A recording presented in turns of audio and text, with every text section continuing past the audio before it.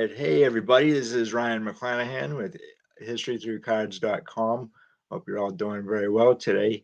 So, today I have a special guest on, Bobby Burrell. He's a hobby historian and pack expert, and I thought maybe we could chat about whatever goes on. So, hey, Bobby.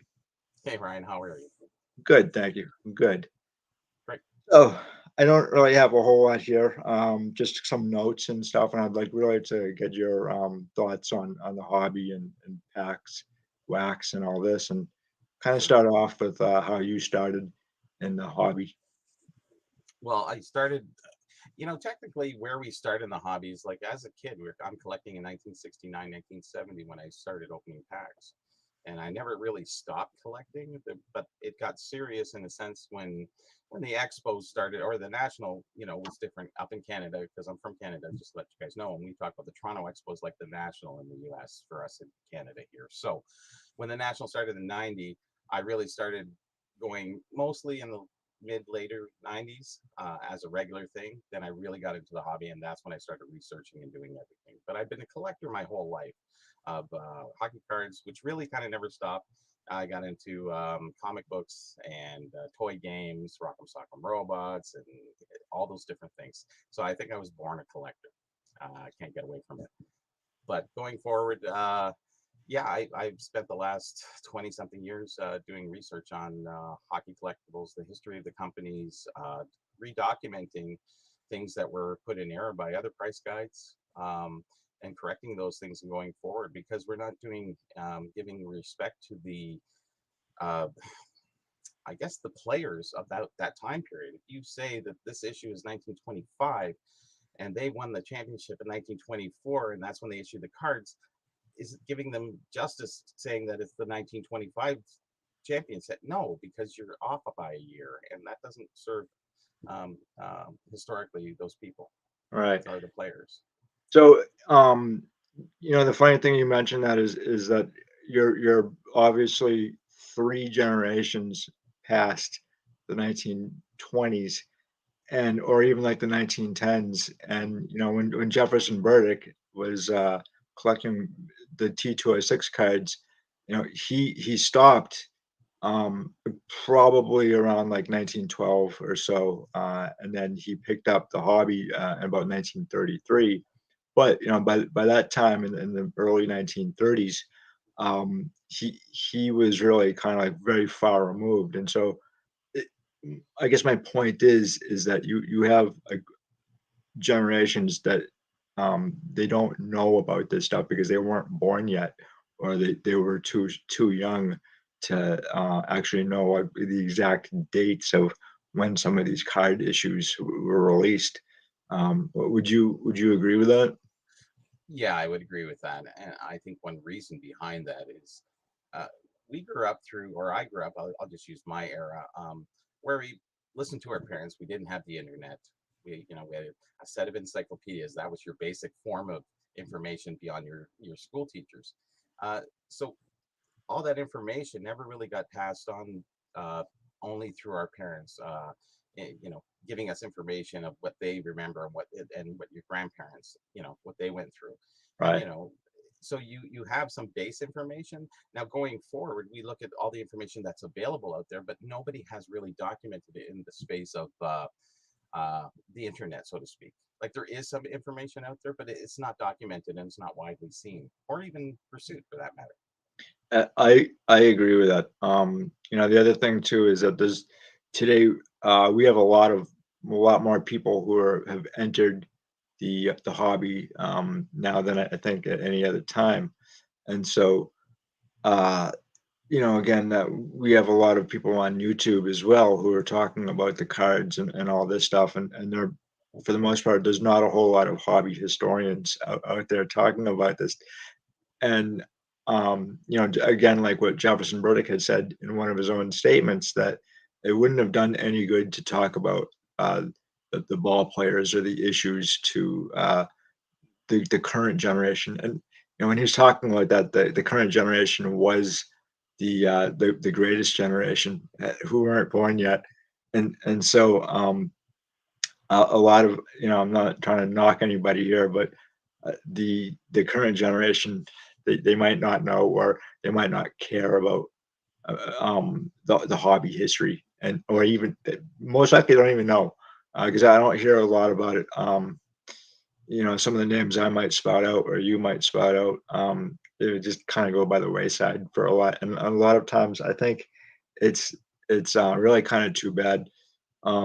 It's that the money has really kind of taken over, and with the hobby, and it's a shame, but Yeah, I guess it's a natural progression of things as we stimulate ourselves, overstimulate ourselves actually through clicks and through you know pictures that we can see in multiples of hundreds in a day that you can just go flick flick flick with your phone yeah, and see that, and that replaces that stimulation of digging or researching the information.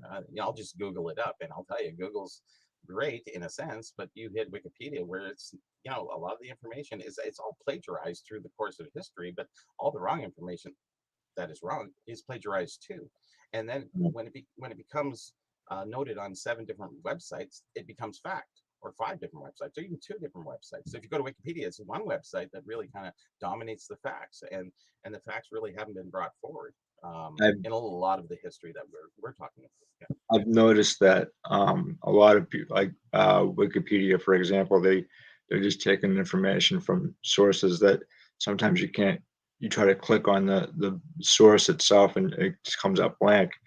And I kind of try to think about like what it was like for Jefferson Burdick to actually try to find out information, and it was, again, like, obviously they had the library, but um, trying to dig out this information on, like, say, a lot of the businesses, is just it was just a monumental task. And today, I think a lot of information is, um, it's either forgotten or it's not out there. And perfect example is a lot of the sport fan magazines.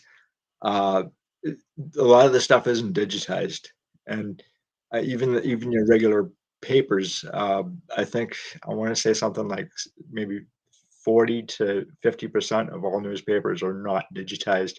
It could be even more than that, Probably actually. more, probably more. Yeah, probably 70%. Because you're missing, like, not just with like regular history, but with like hobby history, you're missing just giant swaths of it.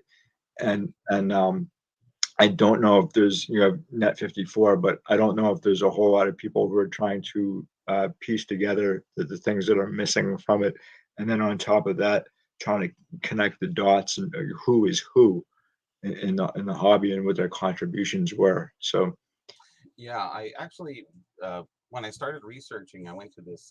It's called the Fisher Library. It's a rare book library. So you'd have to go down. I would go after work. I finished at around noon, and I went after work, and I'd have to drive downtown. So I'm in Toronto, Ontario, Canada, and so from where I was to downtown took me about 30, 35 minutes. So then I'd park, which cost $20 because it's downtown. You got to pay the big bucks downtown, and you'd have to go in and you would order the the books that you would need, or the newspapers or magazines, whatever you want to research. And you'd have to figure out which ones. So I went through a whole bunch of different ones, but you'd have to order it. Then they take a half an hour.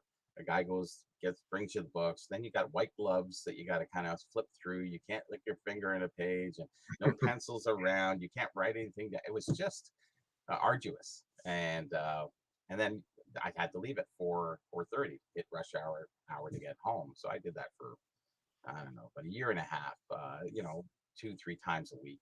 And it really became, but I found some great information. But most of the time was wasted, but at least I invested that time at that time. So, right. but there's so many other publications that I could, and that's just Canada. We're not even talking US magazines. You have to understand, here's one thing that maybe people really don't realize.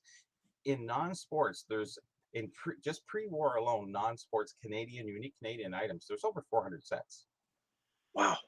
Yeah, nobody knows Wow. that. And it's quite surprising because how many hockey sets are there? Dozen or so, a couple dozen. That's it. Yeah.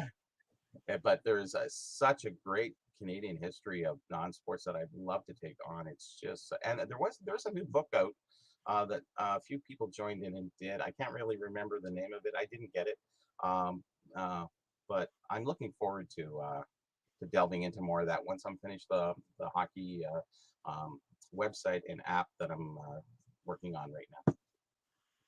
All right, cool. Nice. Do you see any correlations between the company, the American companies working with Canadian companies to issue sports cards, such as like William Patterson or like Gaudy Gum? Well, you mean because they issued some baseball sets and some other things? No, we really did love baseball up here. I just think they did them. Everybody had connections back then. A lot of players. You have to remember in hockey, you had a lot of managers who went from one team that was for the Montreal Canadiens, and then they would go be a coach for Boston Bruins or New York Rangers, and they would all hook up, and everybody kind of got to know everybody, and that's how things kind of went between, hey, we're putting out a set of this. Hey, why don't you do a baseball run? What was the, I can't even remember that issue. I'm trying to think of a few of them. There's William Patterson. They had that. There's a few other really cool ones that are out there that I really would like to see more information on. We haven't found a wrapper. We haven't found anything information wise. And Yeah, Canada, we're 10% of your population, even if we go back to that time period. And things didn't survive as well here. And we, being in the north, there's a lot of Toronto's not bad weather-wise. We're just like Detroit or oh, okay. so that's Toronto weather. It's Yeah, 30 degrees out right now. So I mean, it's like almost 90, 80 something, whatever, because we're in the Celsius, right? yeah. I mean, I've only been to Montreal, and I loved Montreal. I really did. It's old world kind of thing. But Yeah. getting to the Canadian thing, most barns are frozen over the course of the winter time. The survival rate of many things, like when you have the southern United States, you have dry, the central United States, it's all dry and it's temporal. The weather is nice. Where up here it's frozen, so things don't survive so well, and so we don't have old finds like you have in the U.S. No sports card finds or anything. I could kind of see that, right? Yeah, not in old barns or old warehouses. We had a different distribution. It was between John Stewart Sales and a few other guys. They were jobbers. So we had about two or three major jobbers across Canada. With the United States, you had how many jobbers? Like, boy, tons. Dozens and dozens and dozens. We had three, Yeah. going across. Because remember, we're just very linear going across Canada, from Newfoundland to Vancouver. So, and most of the action was really Toronto and Quebec. But there's a great correlation with Topps and O-Pee-Chee, and we can talk a little bit about that too later. Yeah, I'd love to get your thoughts on that, especially O-Pee-Chee, because I know a little bit, but not as much as I should.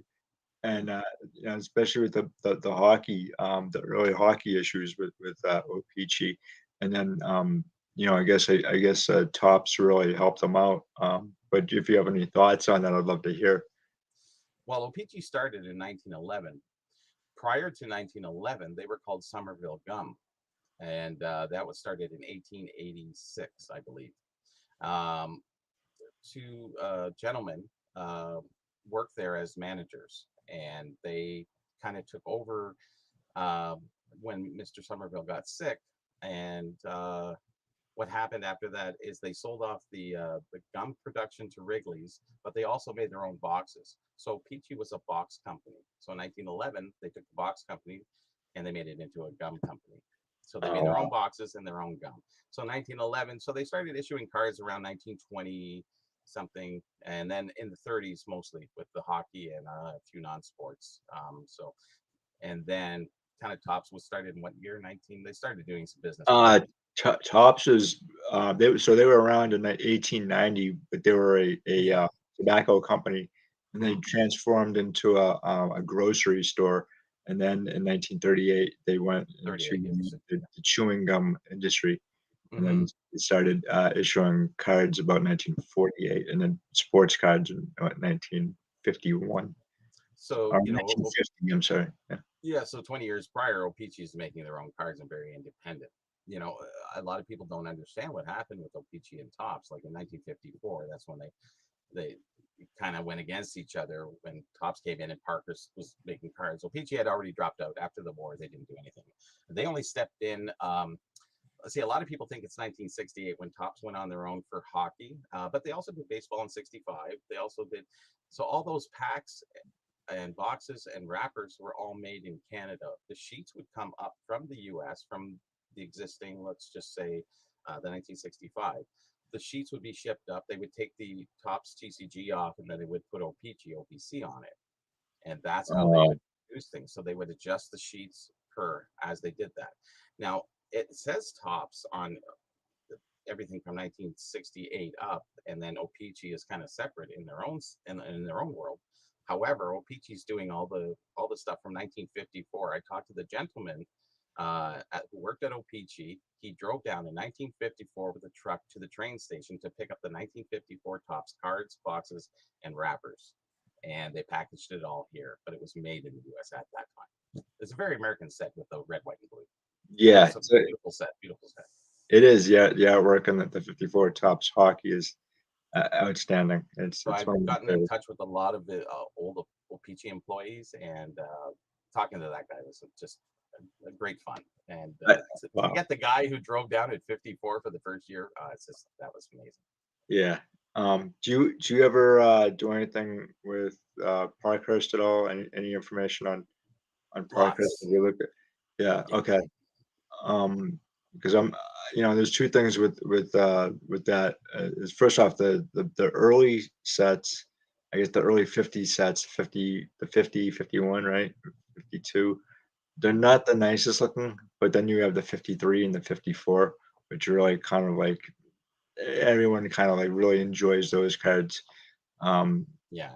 and then with the O-Pee-Chee, I've noticed from like the early '80s that you have certain players on O-Pee-Chee cards, but you don't have them in the top sets as well. Okay, let me tackle those in separate. I'll tackle the one you Okay. just talked to about the extra cards. See, um, uh, Topps would produce their cards and issue them probably around October, November in the United States. So they were first out of the gate. O-Pee-Chee always January the 1st, they would release their sets because us being so hardcore hockey, we always wanted to wait for the trades. Once the trades happened, that's why those extra cards and the trades happened and the extra cards Okay. came in. So that's why we have 396 and you guys have 264 card counts. So Okay. that was the thing about O-Pee-Chee. So hockey was our main focus. Like they would do with baseball, first series, second series, third, fourth, fifth, sixth, seventh, whatever. It got a little complicated. We can talk more about that later, but I'll get back to the Parker's question. Yeah, Parker's George Kennedy. He started out with the Hudson Foundation. They were making gum base 2 blocks away from Tops. He's good friends with Warren Bowman, and he's working with I forget the gentleman's name. He was one of the head guys from Wrigley's. So they came together and started making that, and then he came up and he started the Parker's company in Canada. He was Canadian. Um, and they started in 1948. I think they did an animal gum, kind of a celluloid pin, and you get it in a pack. So he was very good at offering premiums inside the pack. And then they got into the cards in 1951, which they're packaged in a square box. These cards were mixed in a cement mixer, and they were cut with a guillotine. So it Oh, was yeah, it was a really, yeah. really. Wow. This is true. He paid $100 for the cement mixer, and he said he had a girl who would go through them, make sure that none of them are dinged up or what have you. But yes, the images were very poor. They're greenhorns at that time. They don't know what they're doing. There's no cards being made really because you only had the beehive corn syrup mailaways that kind of started a little bit after that. But prior to the war and after the war, it took quite a few years for anybody to really step up. O-Pee-Chee wasn't there. Topps wasn't really there. And George Kennedy was the first guy to step up. So they got a little better in 52, but they still look childish. They're not my favorite sets. 53 Right. starts to get better. And, Believable Rookie is great. 54 is really, really where it starts to get into good stuff. And then they have all the non-sports issues, which I really enjoy too, which they Um, made along the way. yeah. So let's talk about non-sport. Would you have a favorite non-sport card set or a card in general? Yep. One of my favorite of all time is the 1924 Fry. fried chocolates. They actually issued a set called Treasure Island, and they were in chocolate bars, and it was a piece of a puzzle, and it would make a treasure map, and then you would put it all together. It's See, I love the 20s. I love that age of innocence, and that creativity was just, it was so well put together. And they're teaching kids. We don't have the internet back then, so they're teaching these kids, hey, put this treasure map together, or hey, these butterflies, or how many different chickens there are, and all this. Well, this has been going on since the tens, obviously, or even prior to that. I think the cards started out as bookmarks, and then they really got into traditional cards later on. Is my summation of what I think Yeah. happened. The funny thing about the 1920s, so the 1920s are really kind of devoid of any kind of color on their cards. You have the 1910s that have all just full color lithograph, and then that Yes. seems to disappear by World War One. And my guess is that printers were getting their ink from overseas. Um, Only my guess. I can't prove that, but from what I've heard here and there. And then in the 1930s, especially like 1932, 33, there's like this explosion of uh, full color cards, and it's really kind of interesting too because you were in the Great Depression, by 1930, 31, 32. So Hmm. um, you just you have a lot of the collectors from like the 1930s end up really kind of founding the hobby, to what it is today. So I Well, I thought the that was fairly really gum, yeah, I thought but that was really interesting. the players were black and white though. The backgrounds were all color in the 30s with hockey. So the players are still black and white. The one thing about, you go back to the 10th, T206, whatever, but they were colored in, and that was stone lithography at that time, Yeah, right? So they had to do the whole thing in reverse. Like, talk about the artistry back then.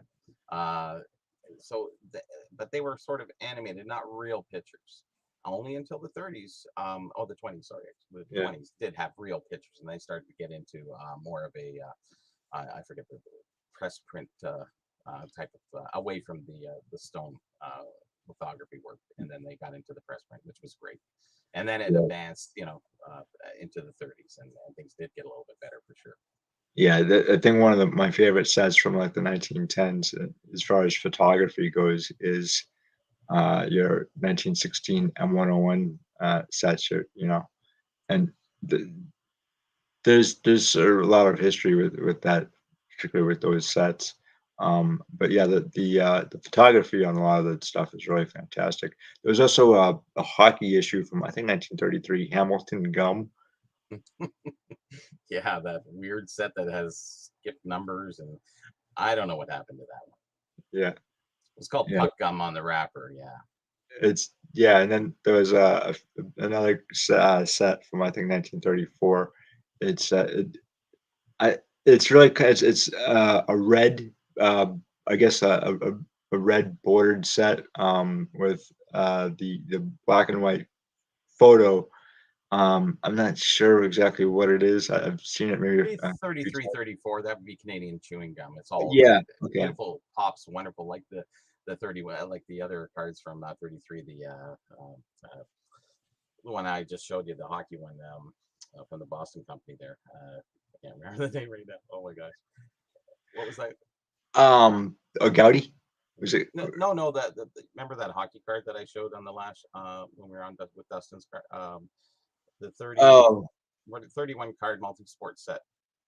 oh, yeah, I forget the name. Yeah.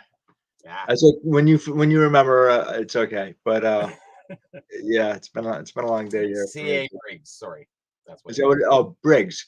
Yeah, the Briggs. Yeah, that's an old Boston company. It is. Yeah. Yeah, there's a lot of, um, gum companies from Massachusetts, from Boston that entered, either in the 1910s or in the 1930s. Uh, and unfortunately, I don't think any of them are still around, or even the buildings for that matter. D Long is one of them. I tried to research. I did research, in fact, and the funny thing is, hard. Uh, Harold D. Long actually graduated from Harvard University Oh, in 1903. And when I asked them for a photo, they said, "Okay, you can have a photo, but you can't use it for anything." oh, So I did a portrait of him instead, and I got around any problems I'd have with Harvard. perfect. But but you know, he's such a I guess he's well known, just for being the treasurer of Gaudi, and kind of like everything that Gaudi was doing, he would have known about. But I Hmm. think he left Gaudi in about 1928 or so, or 29, to start his own company, and then he had that single issue, and then he went on to Gum Products Inc., which did the 1941 double play, and he became their treasurer. And so, uh, he's just kind of like really well known for being the behind the scenes guy for all these card issues to sprout up, I guess. So, Hmm. and, Gum and Products Inc. They did a bunch of other stuff. A lot of these guys, like we were talking before about A, B, and C, Gum, Worldwide Gum is Canadian Goody, and all these different things that happened. There's a lot of things that went on there that I'm still trying to look into as well, of how they were associated or affiliated to between Canada and United States, or even just abroad as well. There's a lot of good research left to be done. yeah, yeah, especially since I've been really kind of getting pretty heavy into cricket over the last maybe 2 years or so. And the one thing I've noticed is that Tops more than likely shared, I guess, plates or designs with A, B, and C gum for their cricket issues in the 1950s and 1960s. And then again, I think I've seen a few from the 70s as well for soccer, in fact. Oh wow, Um, really?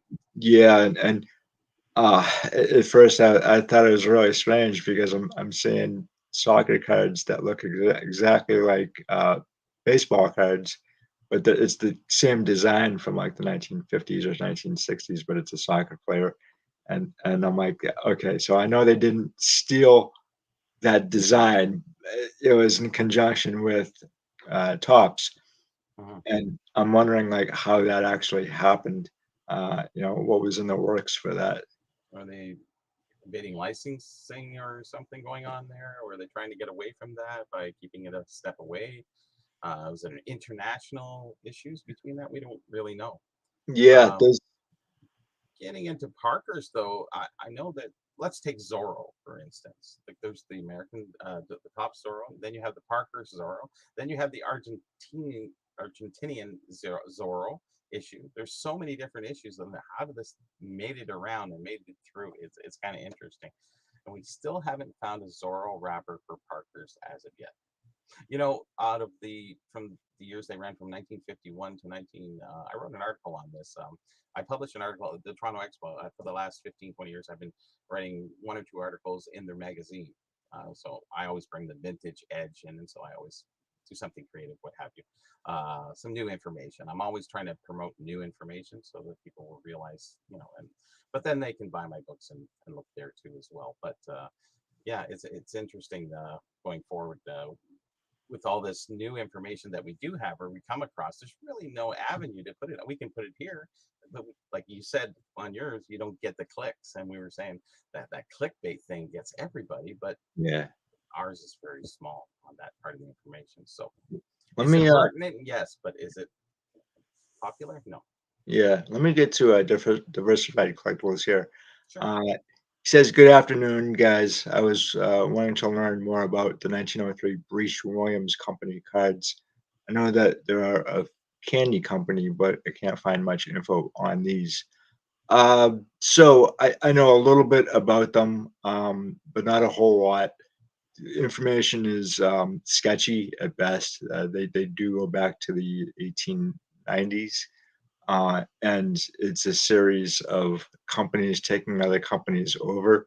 And the 1903 Breach Williams. I'm not sure if you know anything about this, Bobby. No, I don't know. Okay, That's early okay, stuff. Yeah. yeah. So I don't think that we actually know what a complete set actually looks like. Certain players have maybe just a handful of cards, and we're always looking for or finding new cards in that set. I wish I knew a little bit more about that set. In fact, and there's three different backs to it as well. So I'll at some point on my own uh, show, I'll tell you guys more when I find it. So that's a great question, though. Thanks a lot for asking. Yeah, that's an early issue for sure. Yeah, yeah. Do you know anything about any early candy issues for like either hockey or because I know hockey came out with well the tobacco companies came out with the hockey cards first, right? In 1910 or so. Yes, C55, 6, 7. Yes, 19, 9, 10, 11. Yeah, 12. So that I'm trying to think, was that the Imperial Tobacco Company? It's never really been proven that it was Imperial Tobacco. Imperial Tobacco at that time was buying out every small company at that time. The mergers or takeovers were quite prevalent around that time period. So we assumed because they're not printed on the back with that. However, a few years back, I wrote a nice article on this. It was the find of the printing stone with the numbers in the back on a piece of limestone. It was really Wow. well done. The best part about that, Cowan is a large chocolate company, probably the largest chocolate company from the 1800s to the early 1900s. And there was an advertising for them on there. So we knew it was from Canada because there was always that question that they were from England for some reason. I know on the back of the postcards, the Sweet Capital postcards, is this printed in England. And I think Hmm. the stock was printed in England, shipped over to Canada, because there's no way they would make hockey cards over there. It's not like I'll email you the pictures. No, they didn't have them. Like the hockey was probably, it was active in England, but a lot of those things came this way. It's just some tiles. They said, "Oh, these are English from England." And it says, "No, they were fired in England, so they were made, but then they were screen arted over here." So a lot of people get mixed up. But that's what happened in the 10. So people always thought that the back through the back design they looked very tobacco, you English UK tobacco issue ish, and I think they were just copying the design. I can see how people would think that because I mean the organized hobby started in Great Britain and England in like 1927, and there's a between the American Tobacco Company and Odgins and Churchman and about five different English uh, tobacco cards, you do have like a rivalry, and I think a American Tobacco Company tried to take over or get into the English tobacco game, and they just said no, no way. And But and the so Canadians did though, because we had yeah, Ogdens here. We had all of those, a lot of issues here. We don't know if it's Ogden, Canada or Ogden, UK. Very right, similar. Like I told you on the show there, the amount of non-sports that are very similar to the UK is phenomenal. And a lot of them are from the UK because we have a lot of influence going back and forth with being, um, I don't know, I guess we weren't an official Canada. We were sort of under the Queen's rule for such a long time there. right, yeah. That's probably where from Great Britain, all those tobacco companies, where they shipped a lot of their stuff. They had to have shipped a lot of their tobacco over from over there to Canada, Yeah. and back and forth too from Canada to America, and from America to Canada, and because you still had I think Chesterfield cigarettes up Yep. in Canada through what, the 1960s or something like that, or Yep. 70s. Yep. And me not being a smoker at all, I I don't know see them anything in the about ads that I went through, countless hundreds, thousands of pages of newspapers. So yeah. from the turn of the century up to at least the 70s, 80s. So Yeah, so there's a lot of like brands that died out in the United States that were still around in Canada, and so I think that's really interesting stuff. And then I think maybe did Chesterfield ever do a tobacco set in the 30s? Okay. Oh, tobaccos, like the Yeah, ones for for us? hockey. Oh, no, no, no hockey. Okay. There was Now, a there's a couple anonymous sets that we don't really know, which is still driving me crazy today. It could be, but I doubt it. so The lack how of do you advertising is the toughest part to find. yeah, it is. How do you, how do you research for an anonymous set? It's a very difficult thing. Yeah, there's a lot of people. There's one set that's kind of uh, there's British consoles. You know the British consoles. Well, they had a lot of there was that was UK, but it was also Canada, very predominant here. One of the actually top selling cigarettes. And they were kind of square cards, more a little bit rectangular. Sorry, not square. There's an anonymous set that are tall and narrow cards like the T206s, whatever. Um, Tall, skinnier cards, and this is an anonymous set. So what we do is we look at the relative. I look at the relative design, paper stock, what have you. And then we go from there. And then we kind of take a step up and go, okay, so who is in the set? Let's define the date. So we got the date down. And then we kind of take another step and trying to look for advertisements. Don't find any advertisements. Then what do you do? Funny part is on this one particular set, um, there was an advertisement that says collect the hockey cards. It was 1934. And it's an anonymous set. And they said collect the hockey cards and lots of advertisement. Now, in 1934, British Consols did put out a set, but it was really just it had like Toronto versus Montreal matchup. If it matches the final score of the two teams, so you get a 10-3, or you never win because the just to match it up, you win a free deck of cards. So those are the hockey cards, I believe. But some other people are of the belief that, oh, those are the hockey cards. But I said they're not even like any of the other British consoles. They're not even close. But it says right there, it says collect the hockey cards. It doesn't say pitcher cards. It says hockey cards. So the ones that we have documented as 1934 in those games that is 34. So you get a lot of various opinions of what they think. And I think when they discover something, they dig their heels in really hard. Where I'm very fluid, I love to be wrong. Please, please prove me wrong. And Prove then me I'll wrong and tell me why. and tell me why. Exactly. Yeah, Yeah. that's the whole thing behind being so. We sort of argue, and unfortunately, some of these people have a little bit more presence in the hobby. Let's say, like I have actually a lot of presence in Canada for hockey. I'm the guy. These other people, maybe dealers or whoever they may be, have a little bit more influence, and those opinions seem to stick better than any other opinions, because I don't put an opinion out because I don't have an answer. And their opinions seem to carry. And the truth, you know, it's easier to convince somebody to tell them a lie than to convince them that they've been lied to. Right. It's so true, and it happens all the time, and it especially happens today with all the the stuff we're seeing, the clickbait kind of stuff. Yeah. So I'm coming across a lot of people like that. So they'll dig their heels in, and it's harder for me to get out there and really give some proof to it. So I sort of kind of give up at a point, and if I can't find any advertisement, I can't find any history. We just kind of go forward until something does come up, and Yeah. eventually it should, but very small issues, very hard to find. Yeah, that's interesting.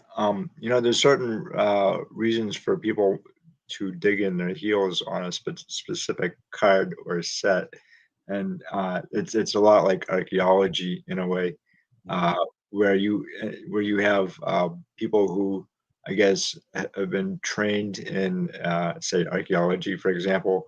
They have bet their career and their finances toward it and their reputations, and a lot of times these people don't like to be wrong, um, and they'll go on lecture tours or whatever. Um, they have everything banked on that one ideal. And if somebody comes in that has or different information or a different opinion, uh, they sometimes get attacked.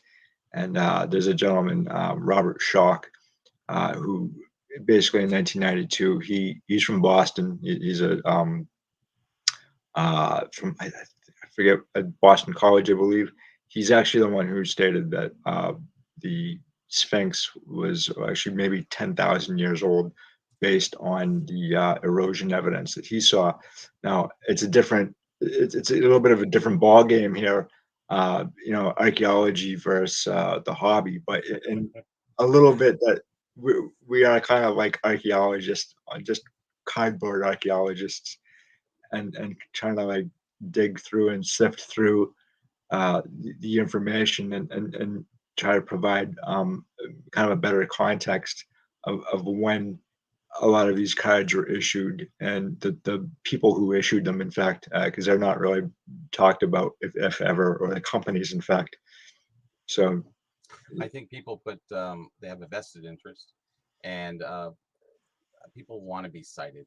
You know, I know and I understand this perfectly that people want recognition in this world. I understand that more than anybody else. And knowing that going in, I know where they're coming from and I can understand them a lot better. You know, you talk about the Sphinx and the pyramids. Boy, I did some research on that. I love that stuff. That's like the big mystery. But then yeah, they show the water erosion, that it is water erosion, so it is older. And nobody wants to go against the narrative. You know, right. because I think And you have that it's a Howie guy who's always, you know, he's done everything and stops at him, and it's not. You know, you got to be yeah, open to new ideas, and I am always open. Like I said, prove me wrong, please prove me wrong, and then we can move forward.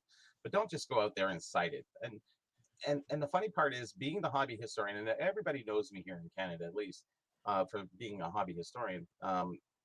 Nobody contacts me when they have that say because they don't want to maybe know the truth. Maybe they don't want an opposing view. So come and talk to me. I'm open. And if I tell you something, I'll just give you the information that I've been fortified with my research over the years. So, and then we can maybe go forward. But I yeah. think that citing and that grab for I don't know, a little recognition is very strong. It's I hard. I always I always try to cite my sources when I'm writing, an article. And I think it's just very important just to acknowledge people and their contributions to the hobby and what they have dug up and found and added to the overall history of the hobby and card sets or cards in general. Um, but do you have any thoughts of because we do have now basically two generations that have entered the hobby that maybe weren't around in like the 1960s, 70s, or 80s, and they don't really know a whole lot about. Like say you're a pack guy. You know a lot about packs, and so you have a lot of people who don't know about this stuff, and like I said before, uh, there's a lot of just swaths of information in the hobby that is not either digitized yet through magazines or just it's not known. So I just kind of wanted to get your take on it. Well, yeah. So I got when I got really back into the researching part. The collecting of cards wasn't really so much there was packs, wrappers, display boxes. That's my thing. Today to this day, I'm a big display box collector, and I actually was the first guy back in early 2000s. Like I had a Topps box, and I broke the codes on the back, what they all meant. You know the codes that are on the bottom, Oh right? wow. Yeah. So everything. So that ends in a five. So that's 1985. Code started in 1966, but more so 1967. That's when all the codes for Topps started to come in. So my part of Topps is really an extension of my research of O-Pee-Chee. My knowledge of other sports like the Babe Ruth and the C.A. Briggs and all that is my extension that there is a hockey card included. So I will go to the ends of the earth to find out the other parts of the set. So, and in my books that I've written, I add the full list. I don't just list the hockey. I list everything in the sport. So if it's the 1924 Dominion chocolate, there's like all the different sports. So I'll put them all in there, and because I think it's important that we put it all there. Because what's the other? Nobody's documented them. When I did my books, nobody was documenting that, and I didn't even know it. You couldn't find it. You couldn't research and find it anywhere. So, but And go ahead. and also, when it comes to Dominion chocolate, so I tried to do a little bit of my own research on Canadian companies issuing cards, and I really came up empty-handed, just because I'm not from Canada, and I don't know really kind of where to begin when it comes to researching the companies themselves. Dominion, I wasn't sure. Uh, Again, the word there is kind of like unfamiliar to me. Dominion. So yeah, And I don't know a whole lot about Canada, to tell you the The only truth. thing is it's always been referred to as the Dominion of Canada. So we're a Okay. dominion. We're a group of 10 provinces. That's the word dominion that's meant in Canada. It's probably meant generically the Okay. same way too.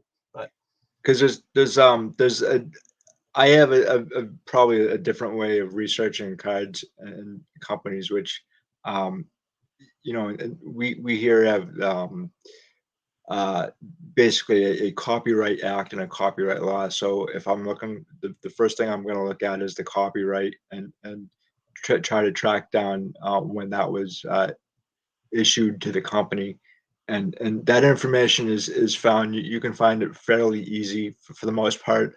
There's books for every year, and then just you can just find out the company, and then from there you can go on to like maybe the owner, and then maybe the company. But there's different steps that you can take. I find it a little bit different trying to track down the company information for like Canada or Great Britain, for example. So, again, it could be completely different.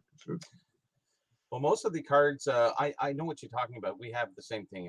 Actually, you can search online. It's a Canadian intellectual property, and you can search by patent number or you can search by trademark. And I did find a few things by trademark. Most cards aren't. The only thing they really trademark if there was a specific wrapper. Now, going back, let's just talk about chocolate in the 20s, quickly, and then we'll get back into the wax packs in a minute. In the 20s, when chocolate started, when cards began to come out of chocolate bars and what have you, I really believe that can why it was the 20s, we don't know. I guess they were kind of getting away from the tobacco and what have you. So chocolate is very interesting. So there is advertisements for it, like in newspapers. So I have all the advertisements for all the Dominion chocolates. And actually, I changed one of the years because we thought it was 1928 was the second year that they issued them, but actually it was the sort of the couple years after. So a lot of things have been broken down for the chocolate card history in Canada. So I can give you cite you most of the companies and most of the wrappers have been found too on top of that. So that's how we did. That's how I did the research. But I searched the Yeah. Toronto Star, the Montreal Gazette. Newspapers first. Yes. Did you? Okay. Yeah, Well, the so trademark first, and then I go to the then newspapers okay. because then I can find if the trademark's there. Then I can find it's 1936. Okay, so then I can do the research. Shorten it down Yeah, because yeah. I found that if you can find, you can kind of like uh, connect the two. It's easier. Sometimes in the newspapers, though, it's it's kind of a toss up, really.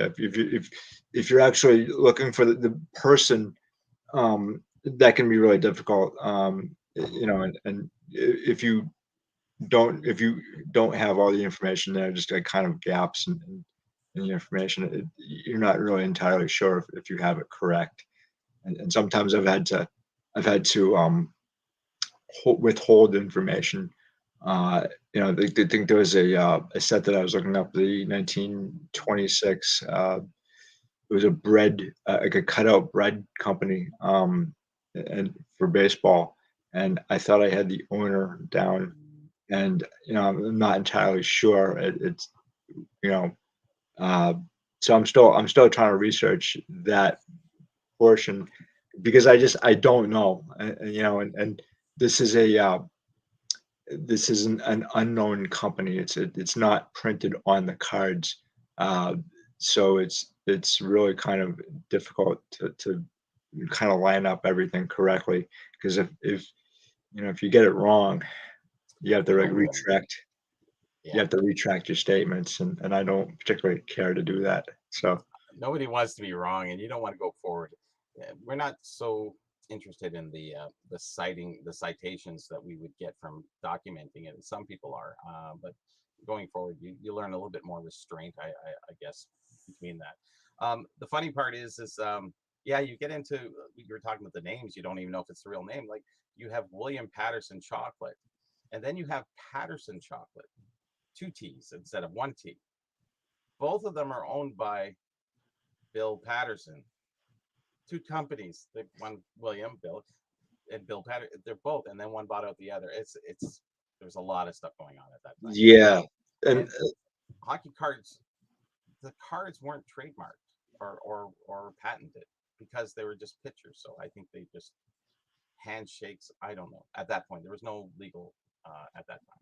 yeah, that and you see that a lot with Gaudy as well. If their 1934 high number set for baseball, there is no copyright date on the last series of cards, and I think that's again to uh, get around the fact that uh, they issued a card with Napoleon Lajoie, who was retired, and the problem there is that my understanding, just reading all that stuff, the copyright stuff, is that if you didn't have your cards copyrighted or your product copyrighted, and go through the process, you couldn't issue it out of state. Now, that could be correct, but I'm not entirely sure.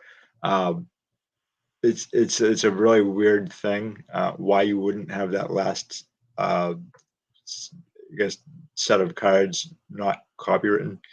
But again, if they only made 650 sheets, which I think they actually did, then that kind of makes sense that they would only be issued in Massachusetts. And again, Gaudy, they only issued their 1941 set in Massachusetts in certain areas as well. So a lot of this stuff has to do with distribution routes as well.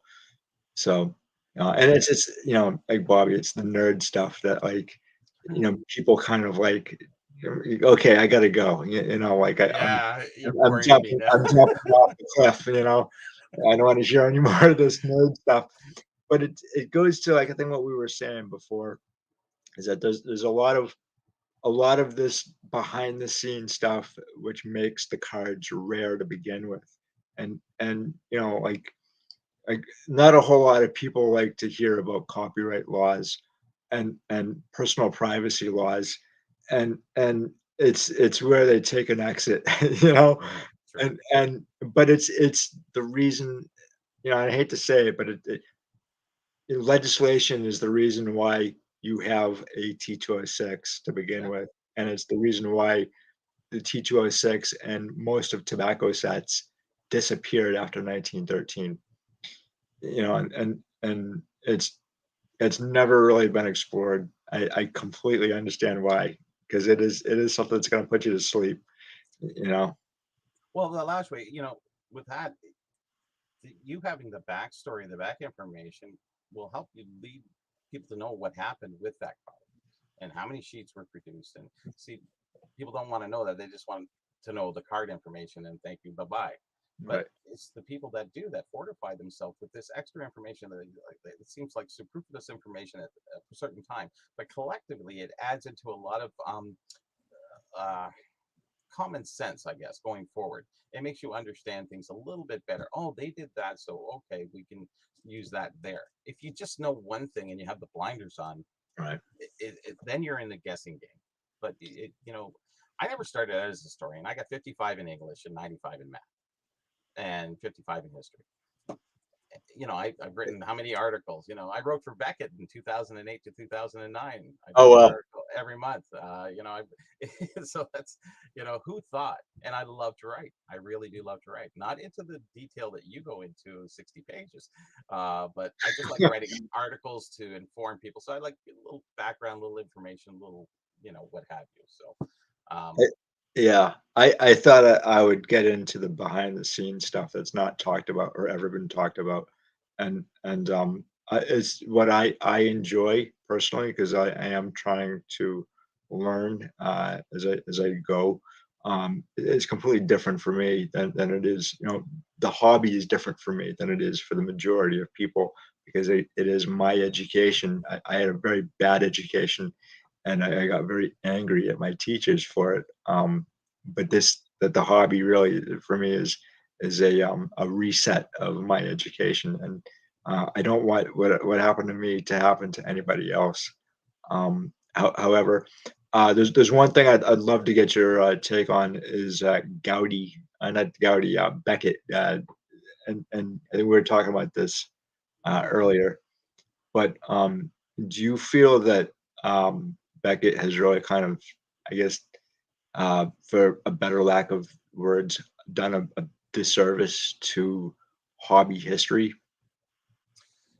Uh, you know, I'm going to give you a Canadian perspective, then an overall perspective. So in Canada, I collect old price guides going back from as early as possible. I think the earliest one I think I have is 1976. It's not even a price guide, it's actually just a guide.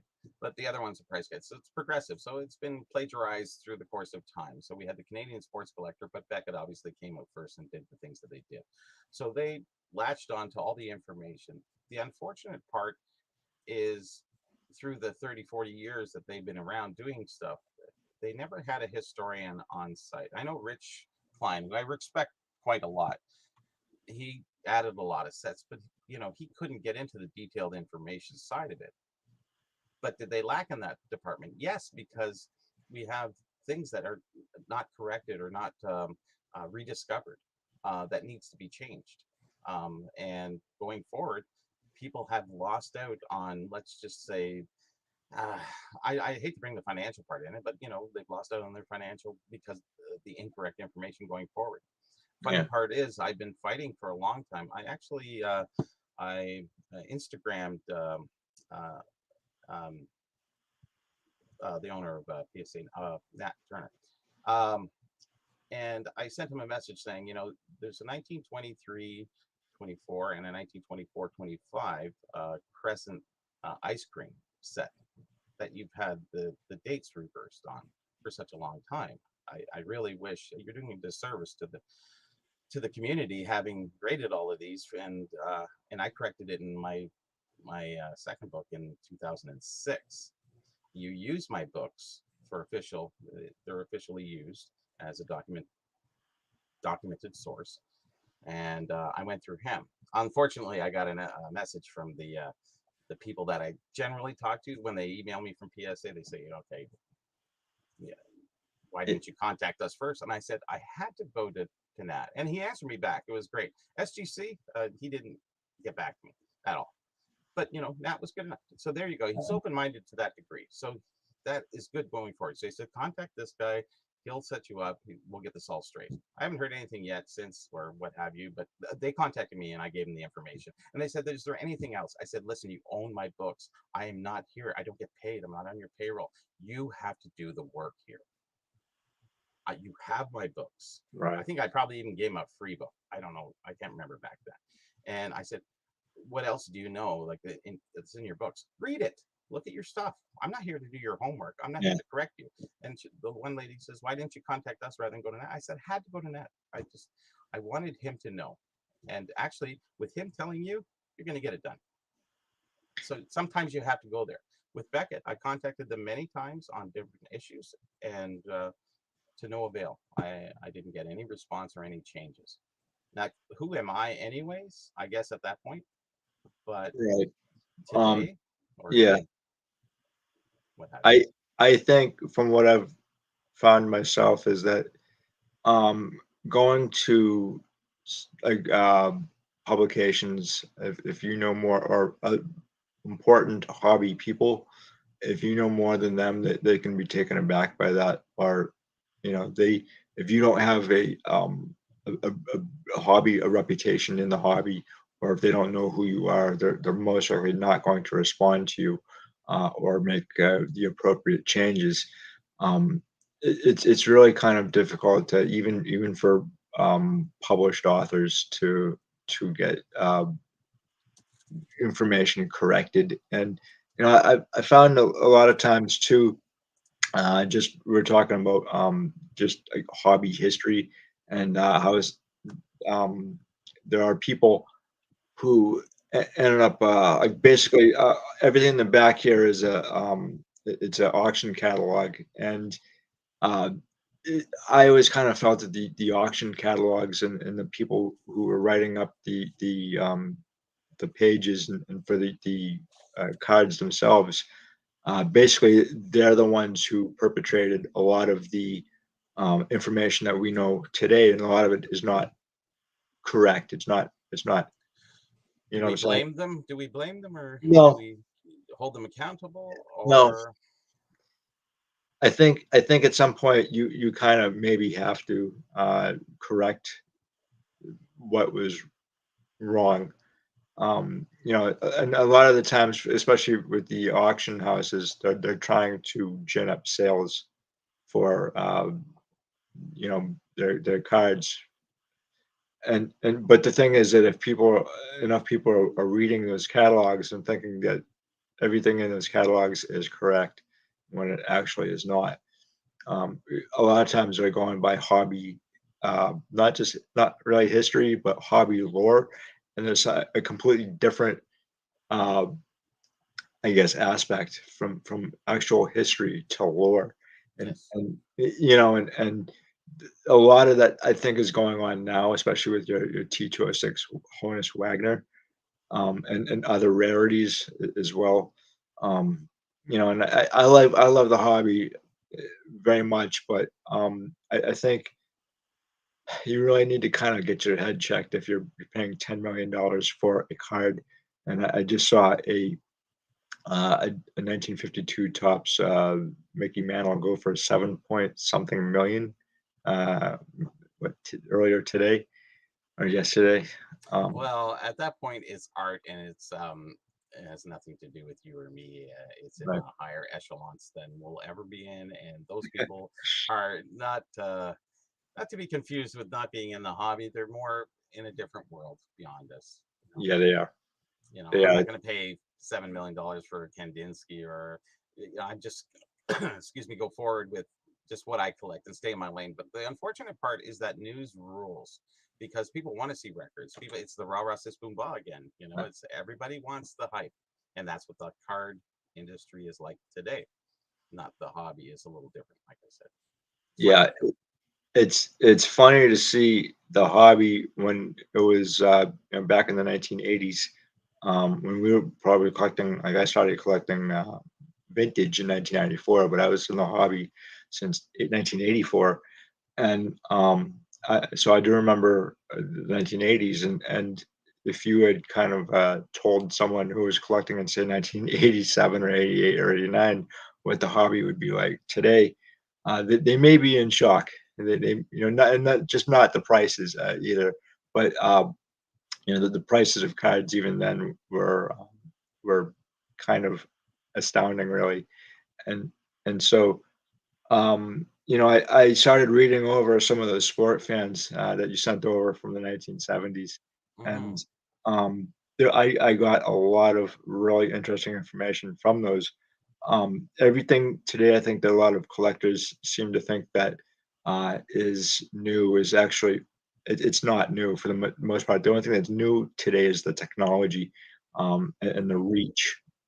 in reach. Yes. Yeah, but a lot of the stuff has really kind of been done before, and so like when I was reading something specific, the 1974 Midwest Collectors Convention, they actually had 70 tables, and they had to up it to 90 tables, and then they had It's a big to show.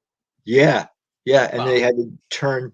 Well, for 1974, it's a really big show, and they had to turn dealers away from it. That's Frank Nagy's show. In fact, and Frank Nagy's oh, it's Frank obviously, Nagy. Oh, yeah, okay. yeah, and he's one of the big time uh, hobby pioneers, if you will.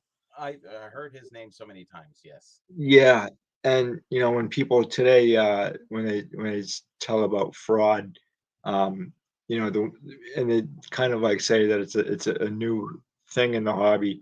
Well, we've gone back far enough to know that the fraud was in the hobby in the 80s. But I'm reading this, and there's one instance where Irv Lerner was talking about somebody who had came in with a stack of fake 1959 Flair Ted Williams cards, and that's basically the one with uh, who's um, Bucky Harris, the big one, and those were fake, and so they put out an APB on all the to the dealers to be on the lookout for fake 59 flares. And I know of fraud going back to 1972. Some lady was as a woman, which is really weird. She actually ended up doing, I guess, passing along some fake cards herself. So, uh, you know, I think one thing that's different from today and then, and this is kind of interesting way of looking at it, is if you go back to that time period, um, they didn't have video cameras in the shop. When you went in to do overtime, you probably start up the machine yourself, and you're out. You could have put stuff in your car. You could have done anything. You could have printed some more stuff without knowing. In today's world, you cannot do that. yeah, So what was going on then cannot go on now, but what's going on now, but couldn't happen then. You couldn't go to Kinko's and get a, right. a printout at that time. The funniest part, here's a little interesting O-Pee-Chee fact, is on your birthday, O-Pee-Chee would allow you an uncut sheet and a box for your birthday if it was your Wow. birthday. Take home to your kids or use for yourself or what have you. So that Wow. happened in the 70s and the 80s, as far as I know. It might even went back further. I'm not too sure. Yeah, and the 70s, it really seems to be a time when the hobby just exploded, just blew up. And we see that with a lot of the conventions. They started conventions really in about 1968 or so, and they just it's the reason why they had to start the national. And in fact, Gavin Riley, his name was mentioned in one of the sport fan magazines. Before that, I really kind of only heard about him from like 1980 when he started the Hmm. national. And the reason why they started a national is because every single convention was basically cookie cutter. But I mean, it's really interesting to see the progression of the hobby. First off, from like basically the 1930s or the 19 or late 1920s through um, and then you have like in the 1960s, you have a new group of uh, collectors like Bill Mastro, uh, and and and those guys, and they had completely different ideas about how to go about collecting cards and how much to buy them for. And Bill Mastro in one of the magazines, he said, I think in 1973 or 74, he basically said that he had brought two uh, T206 Wagners with him, but nobody could give him a fair estimation on the price of the cards. And I think uh, I'm not entirely sure who wrote the article, but uh, whoever wrote the article said that they're about $1,200 to $1,500 then, and he just Bill Mastro again said, oh, it was Lionel Carter who wrote the article. But he Bill Mastro basically said that it was kind of like up in the air for valuations. And I'm wondering if you would know this today, how say PSA would go about evaluating card prices, because it doesn't appear to me to be the same thing as what Beckett did back in the 1980s, 90s. No, now actually, and of the most recent years, they're going with comps. Their prices are still way low on their pricing, but they're comping. So you can go on their site and see everything that's sold in whatever grade you want. So it's actually as probably as best as you could. When Beckett was doing, they were calling around different places. Now you're going back to to 73 there, and what's the estimated value of a whatever? Sorry, T206 Honus Wagner, like what condition It's is it? whatever. It's The whatever. question is not asked at that time. Is Yeah. it got a crease? Does it not have a crease? How much condition now has ruled the market opposed to just the rarity? And I'm Yeah. always on the rarity side of rarity. Most people are on condition. Rarity obviously comes into the fact, but I mean, Yeah. so I'd rather have a rare card. And Yeah. And I always tell my viewers too, if there's certain cards that I particularly would want in any grade if I knew the card was something I couldn't get. depending on the rarity of the card, but you have to know what the rarity is first off. It's not like a 1958 Topps All-Star. I mean, if you really wanted the card of a player like, say, Ted Williams or Hank Aaron or Mickey Mantle even, then you have to, and it's not in a very good condition. Are you going to get the card even so, and then upgrade later? Or if it's like, say, like a T206 or T207 or whatever, um, specifically the T207s, uh, a lot of those players are really very, very difficult, and some of 'em I've never actually seen in person. So sometimes you'd have to like grab the card when you can find it in any condition. I'm not sure how you feel about that, but you know, Yeah, condition really came. I think Beckett. Let's go back to Beckett for a little bit.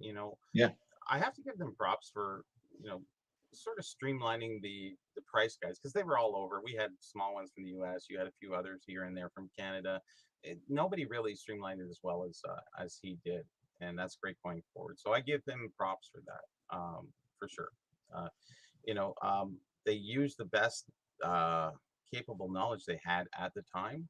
They would call around different dealers and asking what their prices was. Now this is a guessing game at this point because yeah, one market, let's say in Toronto, what's the I don't know, what's the Tim Horton card worth, or let's go to Boston and ask them what's a Bobby Orr card worth. So you're skewed a little bit in the preferences there. So yeah, up in this market, it goes for $50, and there, it only gets $20. So we have that disparity. So Beckett kind of put it together and went forward, and I will give him credit for that. They kept going forward, but they rarely looked back, and I think that's the only drawback that I can really cite them for is that they didn't have the historian on site to go back and make the corrections, even when they were actually given to them at times when I would send them messages. And other people have said, "Oh, I sent that to Beck a long time and they didn't correct it." Now, either they didn't have somebody to do the research to double check the research, because even though you've got something from somebody, you want to see the research behind it. And I know when PSA would contact me, they would say, "Do you have any?" If I'm documenting a set, they would say, "What kind of research?" And I just throw it all at them, and they go, "Okay, yeah, we're good to go. Yeah, yeah. it's good." So, I yeah, agree with you. Yeah, I really agree with you on this because, one of they were a little bit, Beckett now, they a little bit they would go into like just small amounts of, I guess, your major stars.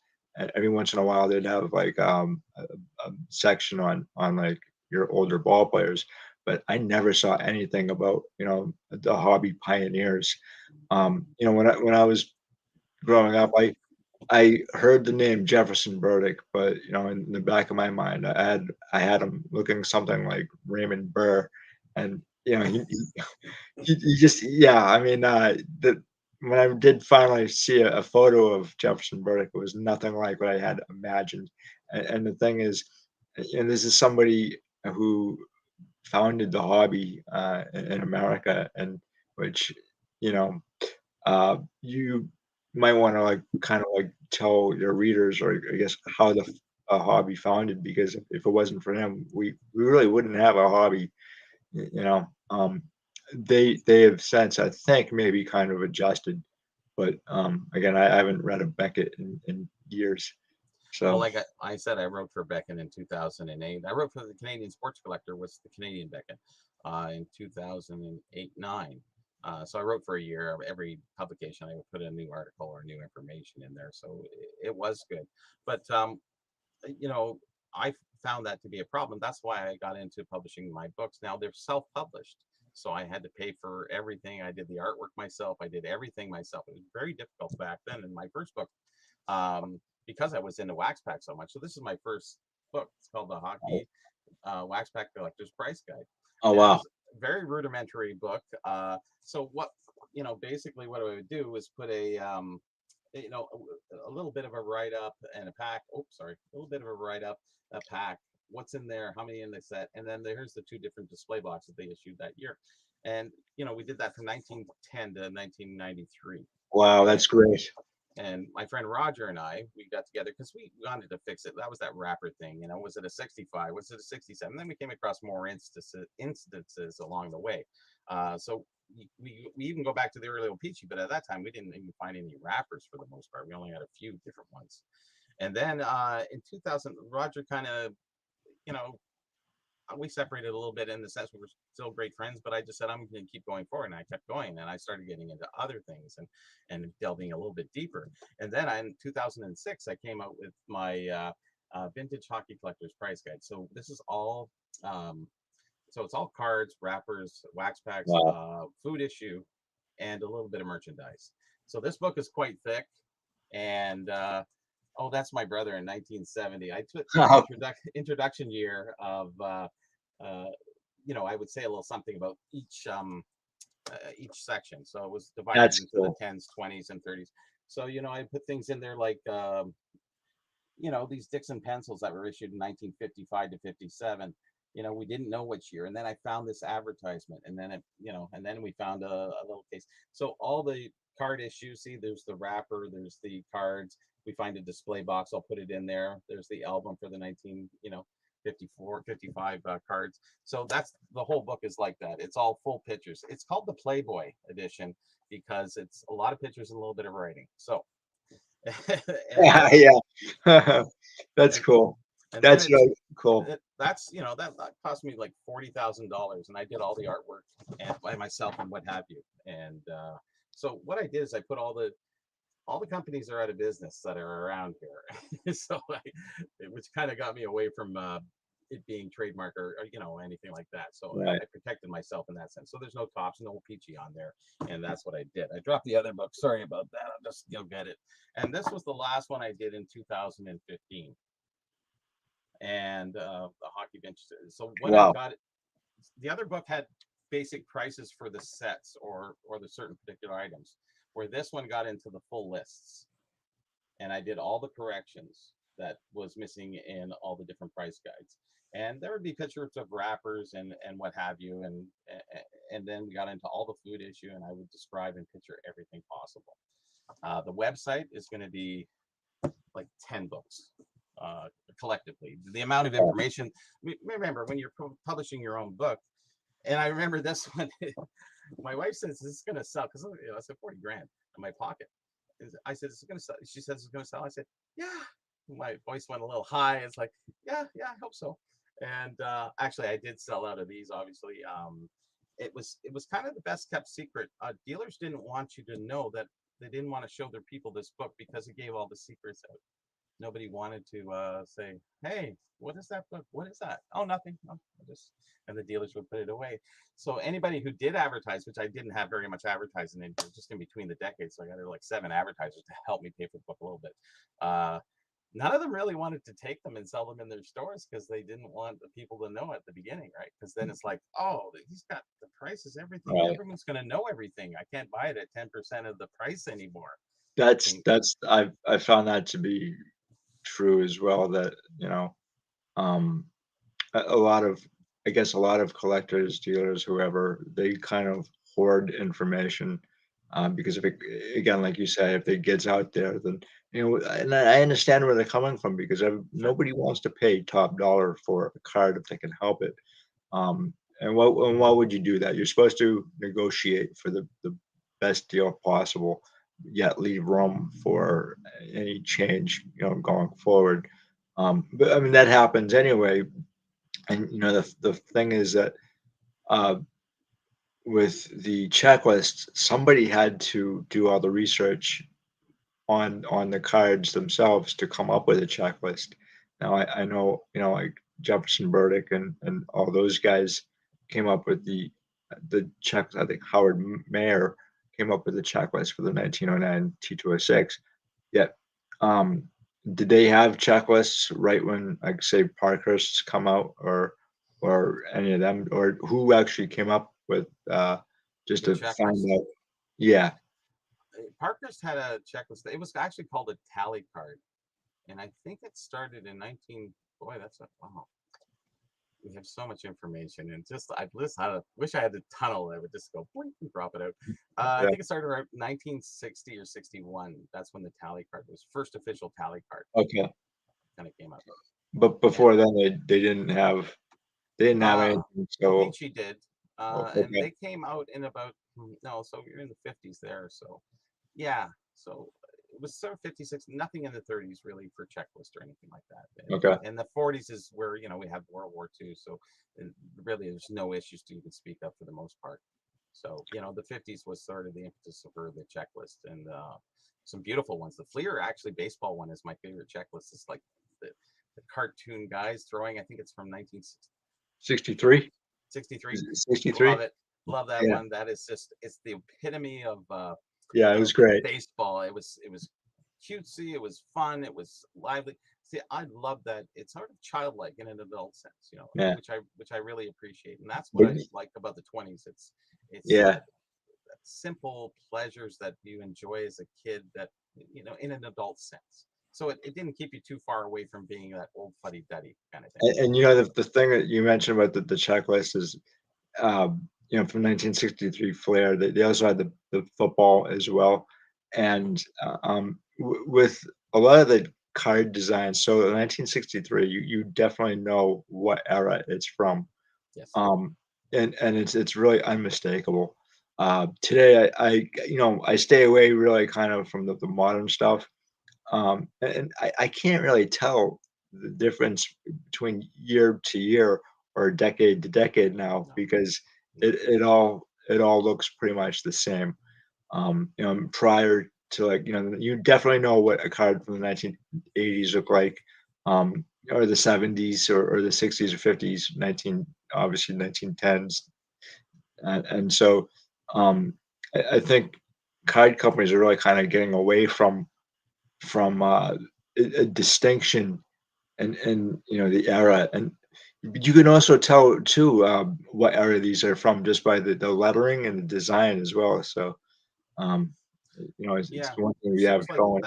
that sense of design is gone on checklists. It's sort of like, okay, well, we'll put a checklist in, but we won't make it fancy. It'll be very rudimentary, and Yeah.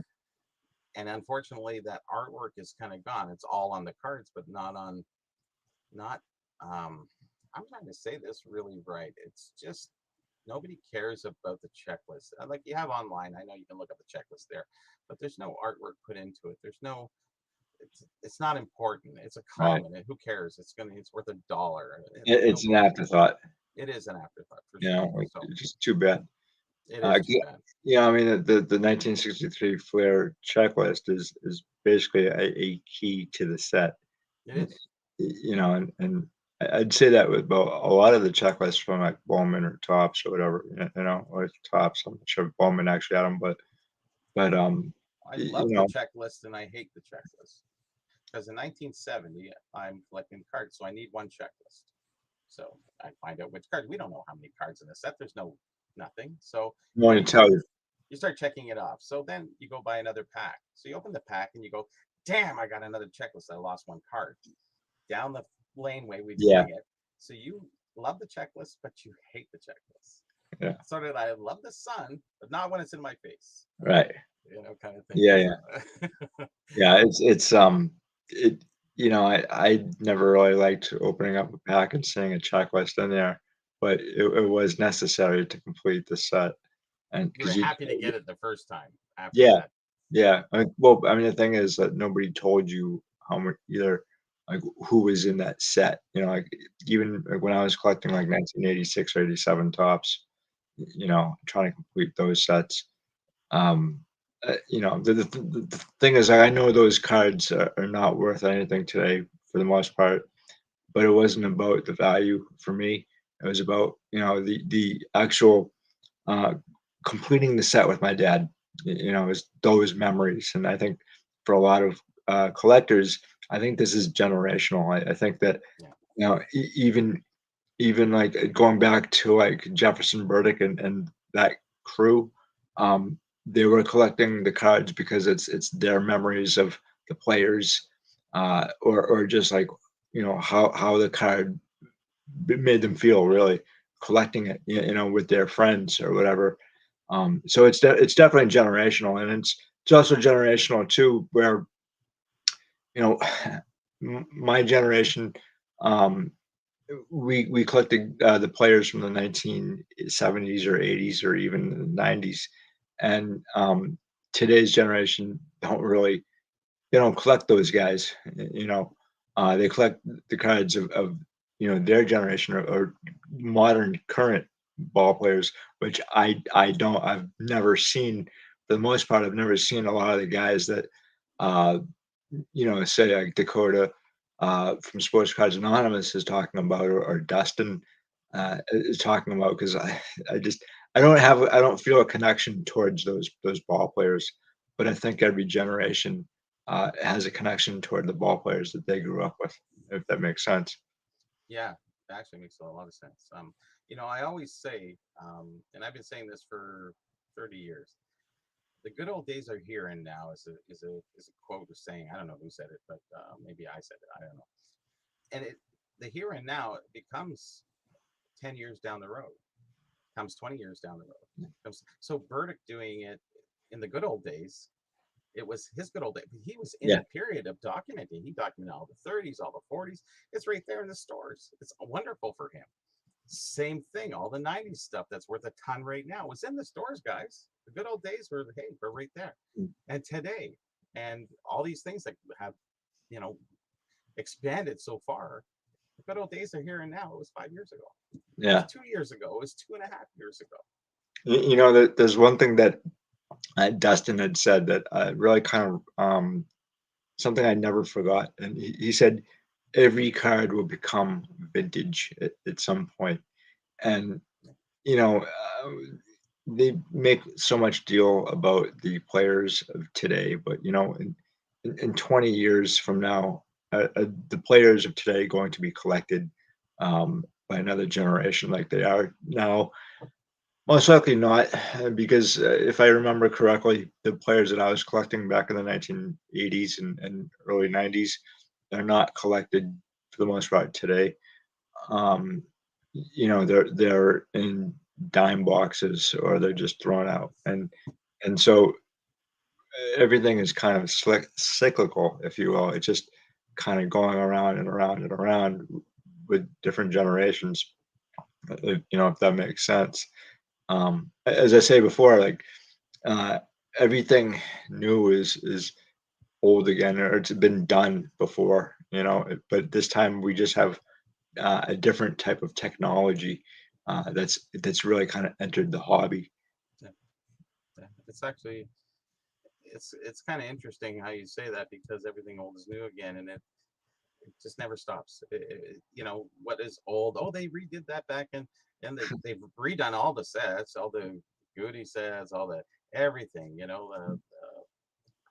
So many different sets that they've redone, and they don't realize that they've redone it. And are they running out of things to do? I think so going forward. Like I I, said, I think yeah, card collecting stopped it in 1990 when it stopped putting the gum in. And I think that's when it sort of kind of ended to a degree that it wasn't just a business. That's when the kids stopped. It stopped being about the children and it went right into money right after that. I think yeah, more so than any other time. Like let's say 50% of the kids are buying because of the gum and then they get some cards. And then you had the other guys who said, we don't want cards. We don't want gum. We just want the cards. So that's when they just said, okay, let's cut this off and go for it. We don't right. need no bloody gum. And then you had Upper Deck, they didn't make gum. Then you have all these other companies that really didn't make gum. So uh, but I do want to go back to let's talk about the wax and going. We'll finish off with that. Yeah, sure. The wax is, I started in wax. I got into opening packs. I got into collecting sealed packs, but we would open them. We had a group of guys who would set up at the Toronto Expo, like the National in the U.S. Uh, and we were all wax packs collectors, and we would collect wax and open wax, like 84s. We would open just for the fun of it. We'd open a box every show. It was a couple $100 each, and we just had fun opening it, trying to get a Eisman rookie or whoever, Doug Gilmore, whatever. And so we would just have fun between the two of us, and we all open it back. Oh, it looks like Eisman, and we'd have some fun. It was a really joyous time that we did enjoy opening wax. But that experience of opening, but we also had some of the guys from our booth would bring in packs like 57s, 58s, 60s, and some 70 packs that we would open in a group because we wanted to give back to the sort of the hobby because we were just a bunch of collectors really that had a booth. I was there selling my books and had the booth, so anyways, that's what we would do. We would have some fun opening packs and did that. So I have it all on videotape, which is great. I taped almost every one of them. So Oh wow. and that's going back to 2007, 8, 9, 10, yeah, somewhere around there, and a couple years after that too. So, but getting into the wax, you have to open wax to know wax. I believe you can't keep a pack sealed and never open a pack and know your wax. You have to know how it opens, how it should open. Now I watched that opening there. One thing disclosure here is hockey really never had Fleer until 1990, so we didn't have that company. We didn't have their wax, so I don't know how they open. O-Pee-Chee Topps, yeah, I know how they open. Very very good. So I don't know how they open. They look like they open kind of easier than a traditional pack. When we opened up, I owned a pack. I got all my friends to do this. I would blow in through the back, so you kind of lift it up. If it would pop easy, kind of be questionable. But Okay. then it Yeah. would make it easier to get your finger in to tear it open and what have Yeah. you. So, and Topps was made with thicker wax on their wrappers. Now there's a wheel that went across the back, an 1 3/4 wheel that would roll. It's a hot roller that would seal the wax packs. Now, with Topps having thicker wax, their seal wasn't as good as, let's say, O-Pee-Chee had thinner wax on their wrappers. So you could see it was like a runway. It was beautiful. You could see the roller marks, and it would impress more and very hard to compromise. With Topps was a little bit more difficult. Now we get into what I was saying with disclosure part of it, Fleer. I don't know how they were. I never really opened an 86 Fleer. I could have back in the day, but we didn't really have that much in Canada for that. So I can't really say that they opened harder or easier than they should have. But when he folded it back, the end folds, they had the wax sticks from over the years. That looked really good because it was like he was pulling it back. I've seen some other packs openings on the internet there, and they're opening it and it just kind of falls almost open on the top. It's like, yeah, I don't know. It looks like it was sealed yesterday. Yeah. If So go ahead. Oh, I'm sorry. If someone had bought uh the the stuff to replicate this, like the equipment to replicate the way that the company's sealed, could that still happen today? Could they open up a pack and then reseal it exactly the way that the companies did? That's a good question. I guess if I was in that business, maybe I would have to say, could they? I don't know. I really don't think so. You have to come up and have a perfectly preserved wrapper. Once you open a wrapper, the corner folds tend to crack slightly with the wax. It's old wax, so the corners will kind of crack off. If you ever seen a flat wrapper, there's always lots of crack lines around each Yeah. corner. Yeah, some are more than others, of course. So again, I don't know Fleer's the history in that regard. Now, when they open the packs, the opening of the top part, pulling the pack, because I didn't really get to see too much of the bottom because he would pull out from the bottom. So the top of the packs looks really good. The gum, very consistent. It's hard to get unbroken gum. Uh, if you're to reseal, like how are you going to get that gum all unbroken in that right size and what have you? Right. Going forward on that, just trying to call back. Then again, the the the gum being not broken, that's okay too. Because if it's stuck, it doesn't really break that easily. Right. It's not like people are jarring around the boxes. The boxes are well taken care of for the most part. Does gum, yeah, can I get through a whole box without gum being broken? Sure. In a later sense, yeah. The earlier, the more the box is exposed to things. Now, you can get back into the drawback of there was 2 Jordans and 3 rookie Jordan stickers. Now, okay, you worked in an old store. The guy has an 86 Fleer box on the table. It's popped open with the advertising back up and the packs are ready to go. Kid buys the last one. You don't want to fold and refold and try to take the perforations out of another box. Grab that other No. box and top up the other box. Frankenstein box. How'd that happen back in the day? So it's natural. There's no Frankenstein box. You don't know what happened. Nobody can tell what happened to that box prior to that, unless it came from a sealed case. But and if you have one pack missing, because naturally the backs will, at least one pack will be suspect to the back popping open. Maybe they can go through the roller, or, and the top packs are less sealed than the bottom packs, because the pressure over the years will seal those better. Like I said, if you can pick up a box that's been sealed for 50 years, almost the whole rack of 12 or whatever stack will stick together. So you have to watch taking those apart, because that'll actually compromise the back. Yeah. So No, I'm sorry to interrupt, but go. yeah, I remember distinctly that the guy that kind of mentored me in that card store, he would tell me to basically take everything in the box and just rearrange it, because collectors and dealers did know exactly where specific cards were in that box, had you basically sequencing. So I mean, I if it's me, I am not opening up, or I'm not buying a box from the 1980s today. And I feel really bad for really kind of hobbyists who are purchasing these boxes today, because I don't feel that they're getting their money's worth as I did when I was really Oh, kind yeah. of in the hobby. They're just it's just too much money, that and it's the economics don't make any sense on the modern stuff, really, for Well, the boxes. great the grading drives the prices, correct? But like I said, it has almost exceeded that point of its value of opening and grading PSA 10s on all the top rookies in the packs. But getting back to the packs, and the gum is all there, and it's in the same spot, which is kind of, I don't know, it's very hard to see exactly, but some of it's loose and Can some of it's you barely stuck. can you fake um gum stains? Because I'm not No, sure I, that I you think that's can. hard. That's too hard. That's a very hard thing to do. And Yeah, wax stains, there should be wax stains on the back. Again, I don't know clear. There should be wax stains on the back of almost every one of the stickers. Should there not be? yeah. I don't I know. Couldn't see it, but I I mean, can't see it anyways. It's a video. It's a horrible video. So yeah. So I actually I bought a pack of 1982 tops like 17 years after it was mhm, um released, and I ate the gum, and man, it just fell apart, but yeah, I mean, the thing is, when I go after like Bowman football or baseball, I want to see the gum stain on the back of the card, and for me, that's going to tell me that it's a legitimate card. no, Um, it doesn't yeah, mean that it's there. It's because they put some cornstarch around each piece of gum to protect it, to keep that. It was moisture seal, really, what it was. Um, Depends on how it was stored, because some, even from the 50s, will come right off beautifully, and some from the 70s won't. Some from the 80s will. Some from the 90s, not in the okay. 90s.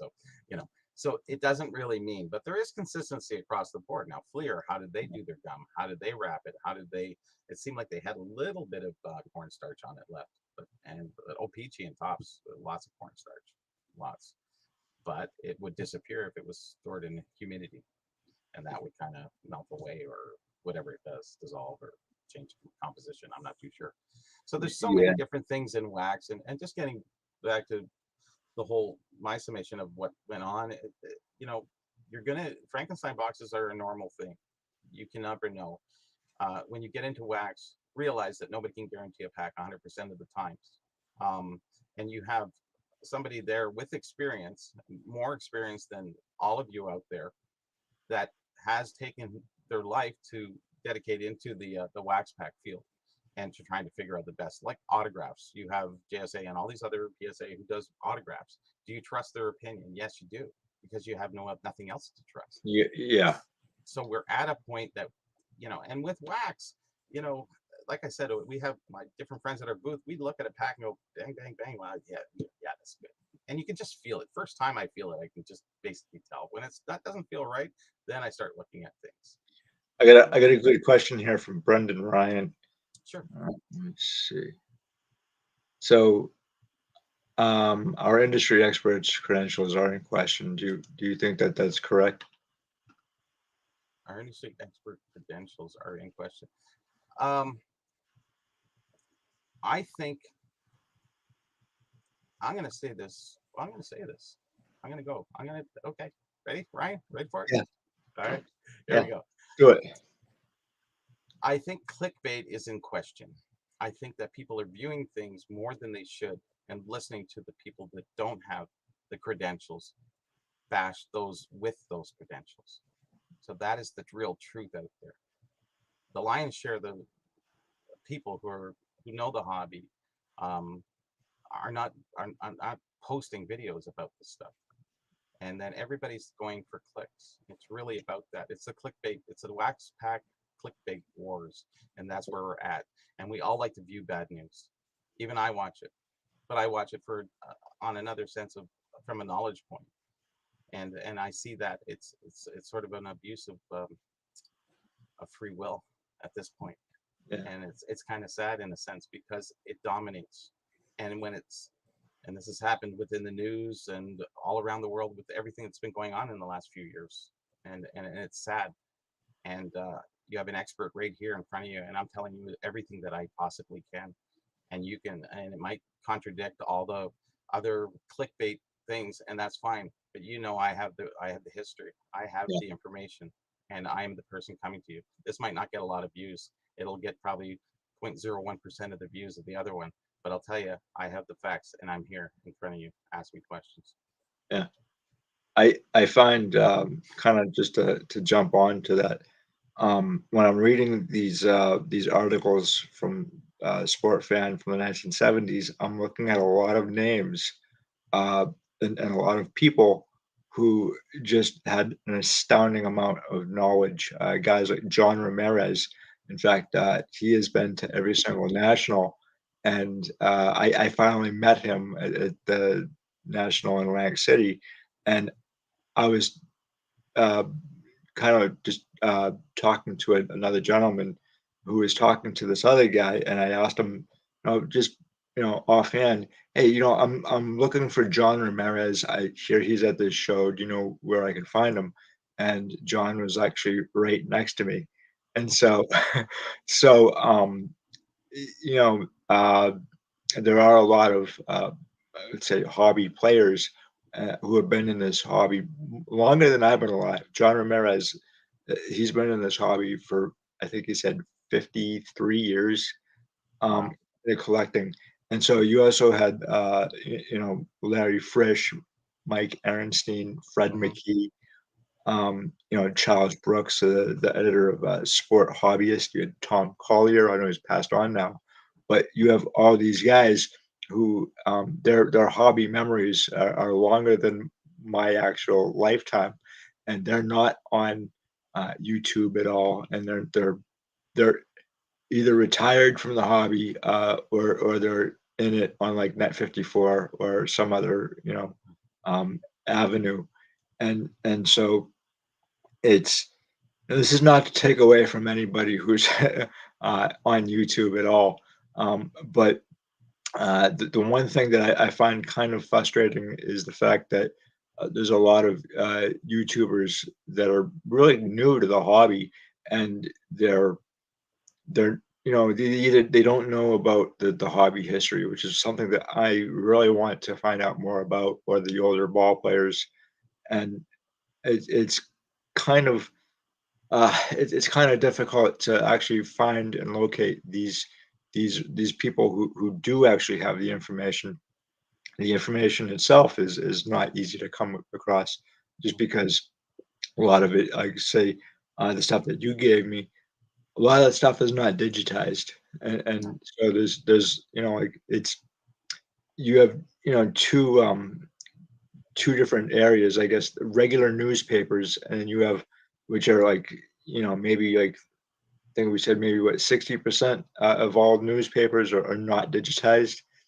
But then you have the hobby history papers, and a lot of the stuff is just it's not there, and so the people on YouTube, which I do watch a lot of the modern content because I want to be well rounded, and not just focus in on vintage stuff. Even though I might not collect modern stuff, I still want to know a little bit about it. but a lot of the people today are really kind of focused in on the monetary aspect of the hobby, and this kind of really bothers me because you could have you're not going to have a crash that goes to zero. Like that's never going to happen, but it could have we could see a dive uh, like we saw in 1994 where the hobby did plunge by like 40%. But Yeah, I'm curious about your thoughts about this too. If they're just I see. There's a quick comment I just want to jump to.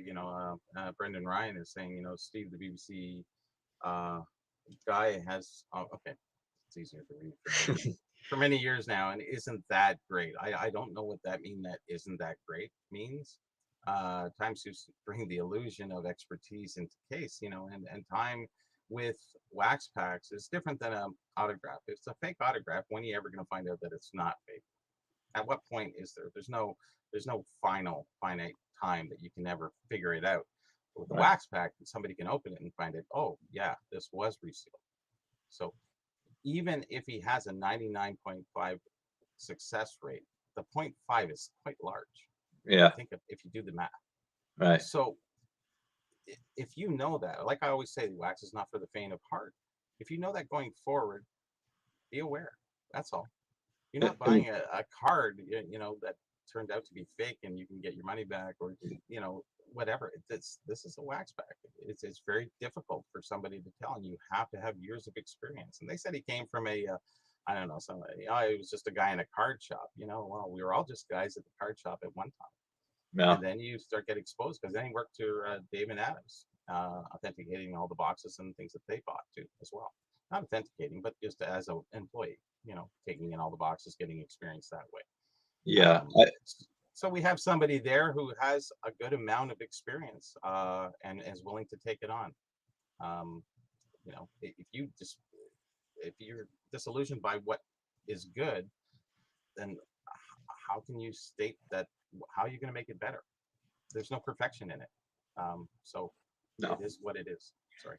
and a lot of people are looking, I think, for perfection, and the one thing man is not perfect, so whatever man comes up with is not going to be 100% No, no, fail and we know, and neither proof. will wax ever be 100%. Yeah, and I remember too, just my early time in the hobby is that, you know, I had, a dealer, a card shop owner, not the one that I used to work for, but another guy who, used to open up packs and then take out all the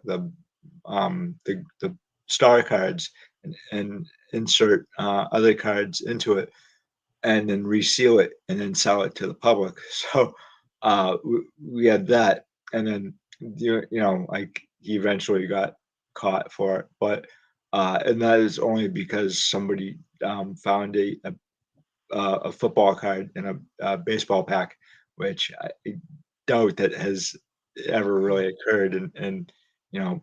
No. Yeah, and it doesn't happen unless somebody is intentionally doing that. Fun pack, maybe. But other than that, Perhaps. but yeah, you're right. And, in a percentage base, like what was going on back then, yeah, they got away with a lot of stuff, I'm sure. Yeah, there was a lot of sneaky stuff going on in the late '80s and the '90s for Yeah. sure, and, I think that's one of the reasons why, Upper Deck, came out with their foil packs in, what, '89?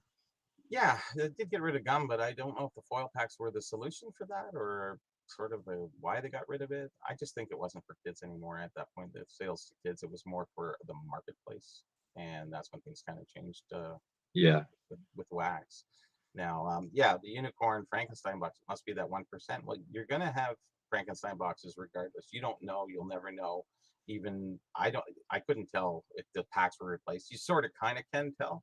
There's a little bit of set of consistency there. But everybody nowadays, if you get a box, you're gonna go through and look at every pack to see who's star showing. If you don't, then you're most honest person I know. Um, right.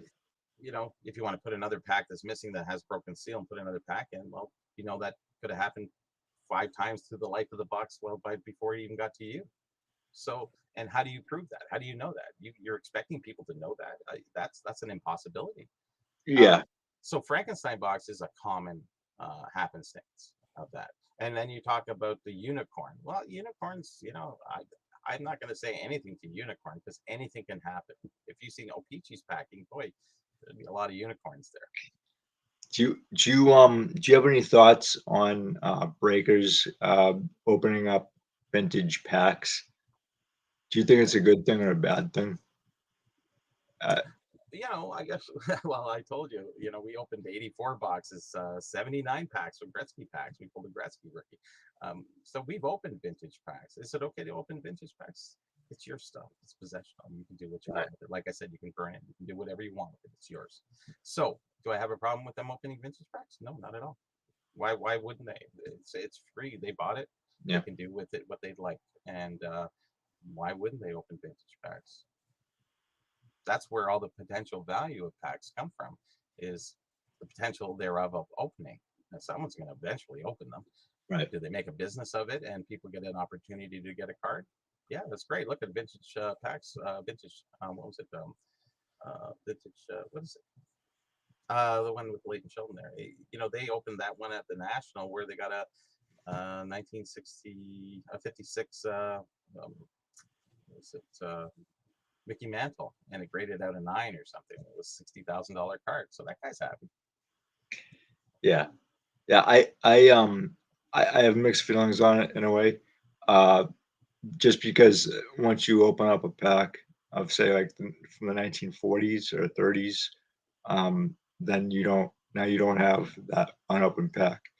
But you Um, have the card and the wrapper, so the card might right. be high grade and the wrapper might be rare. So And, are you doing a yeah, service to having one item or putting two more out in the it's a good universe? question. It's There a, you it's go. a good. I think so. If you're looking at the 1933 D Long set, for example, I think we only know of, or the George C. Miller. It's another even better example. I Hmm. think we only have maybe two or three known rappers in that set.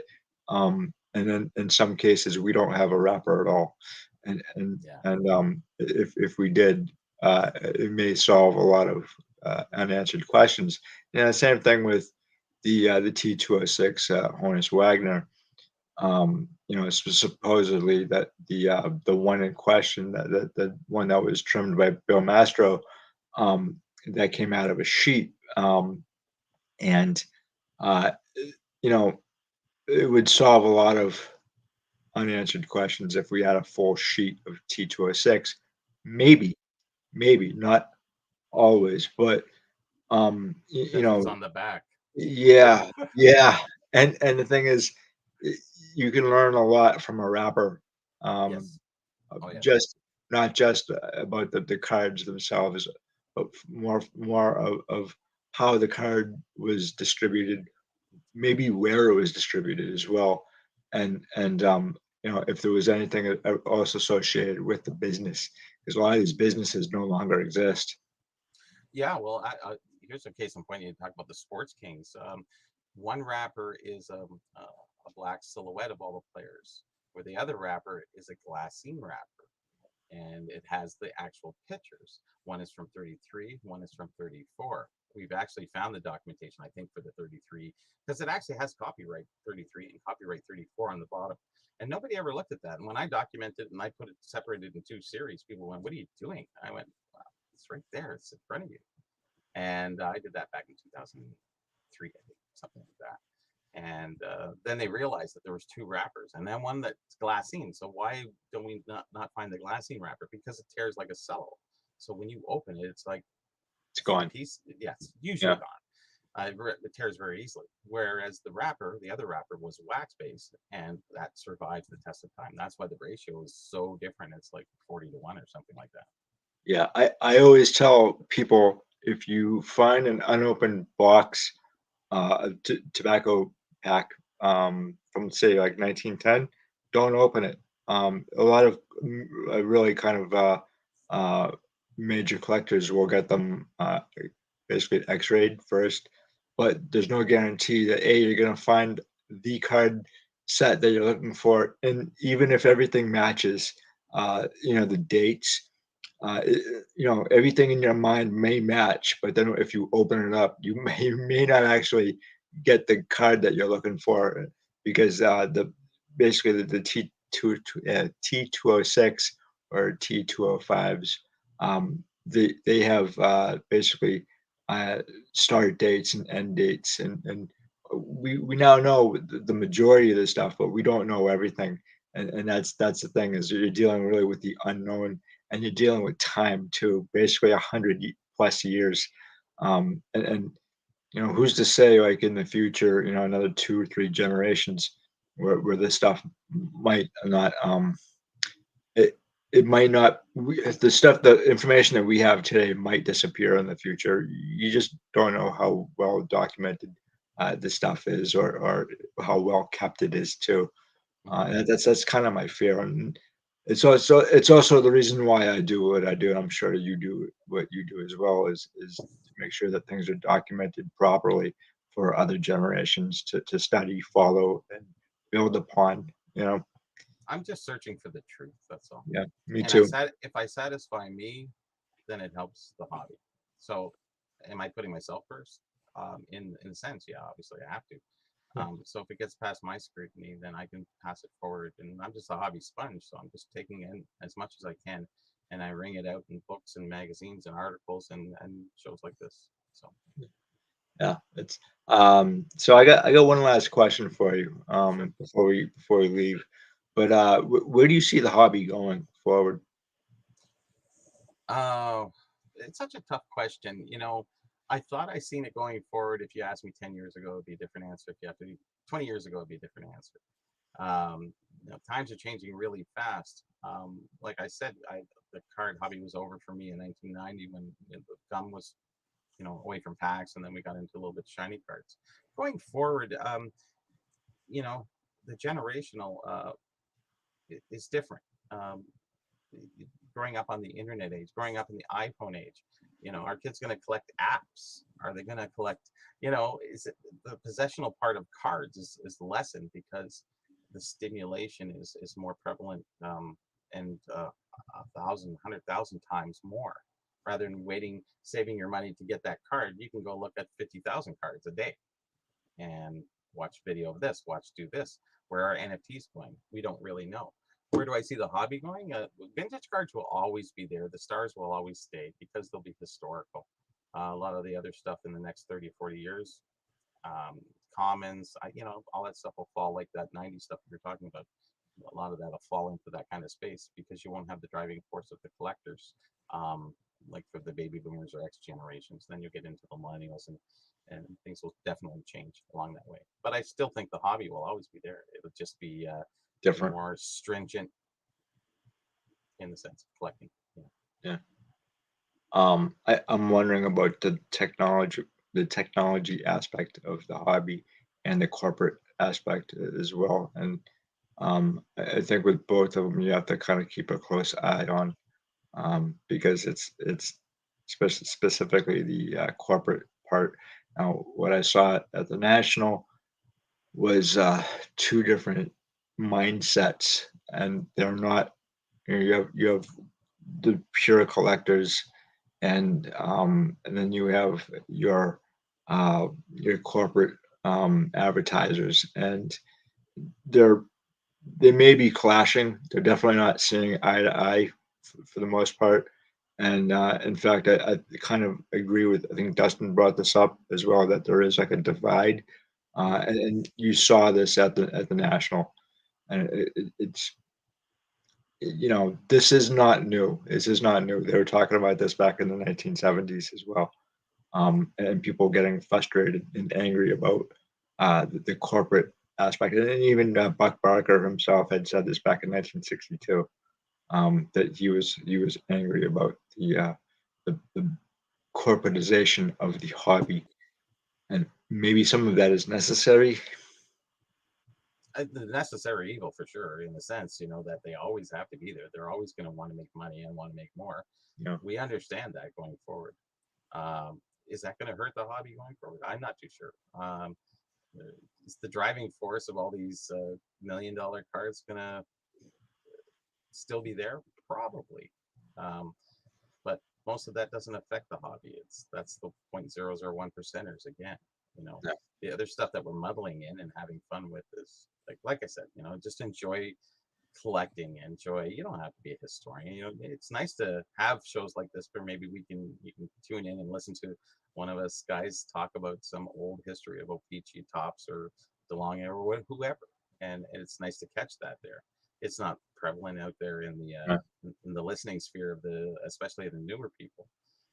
But we've been around, and I didn't do it for money at all. There's no actually. I'll tell you, writing books is not a financial positive thing. I think I make a penny an hour if you incorporate all the sales of the books and the time spent. Has Um, it gotten easier, self-publishing over the last 15 years? yeah, and actually, but it's gotten to the point that shipping is it's it's hard, especially when information is changing and having more availability to more newspapers, obviously going online and finding out new information. Because once you publish, you always go, damn, if I would have waited another week, I would have had that information. I could have got that picture. It's just you never can satisfy. Now, with going with a website and an app that I'm coming out with in November, I can change on the fly, and I don't have to worry about mailing. It doesn't cost $22 to ship a book. A small book. It's not even a big book. It weighs almost a pound, and it's not very thick. And it's like $27 to ship it to you guys in the U.S. and like $20 across Canada. It's like not worth it. There's no media mail, and the post office is hurting the hobby in that sense, and they don't realize it. They think that, well, we'll just keep charging more and we'll drop the volume won't be there. But if they charge less, they'll get more volume and they would get those profits and even more. But they don't understand that. Yeah, So that's it's that's about we're basic forcing our hand here at this point, right? that's basic economics that kind of go by the wayside, unfortunately. Yeah. And so, you know, you know, uh, I think Brandon Ryan has a pretty interesting take here. Um, but this is why you really need to learn and educate yourself in the hobby, because if you don't educate yourself, you will be burned. And I guarantee you, even I've been burned. And the thing is, I as much as I may get mad about getting burned on a card, Hmm. I use it as a good way to learn. And sometimes that's really the only way you're going to learn is to really get burned. If you get burned more than once on the same Yeah. subject, then that's on, unfortunately, that's on you. Yeah, it's sort of the parallels. Another thing that bothers me is people who text and drive, and they only learn until they've had an accident, and it's sad Yeah, to say. yeah, I always thought drinking and driving was the worst. Like honest, texting driving is worse than drinking and driving, and there's more instances of it, obviously. But only until they get into that accident, until yeah, they get scared one time where they almost hit somebody or they almost drove off the road, do they learn. And same thing, until you learn about the cards, maybe you're interested, the wax that you're buying, until you really get into it. If you're spending good money, get a little information first. And there's guys out there like Ryan and myself. You can email us, ask us, text. I always say to everybody, text me and I'll help you out if you have questions. And I've always been free to do that. I don't charge anybody for anything. I just like to keep the hobby healthy and happy going forward. Bobby, where can people reach you? You can reach me. I'm on Facebook. I have a vintage group there, but I'm Bobby Burrell on Facebook. But Bobby BHC is my group, and also Instagram at Bobby BHC or Bobby Burrell. I can't remember which one it is. And I'm also on a couple different shows, but because I'm Carlos, I'm on his show every Friday at 8 p.m. Nice, nice. And you guys can reach me at historythroughcards.com, my website, or through my channel here. So, guys, thank you so much. I greatly appreciate you for stopping by, and I will see you later. And Bobby, thank you so much for participating in this. This was great. I had a great time. Thanks so much, Ryan. I Thank appreciate it. you. All right.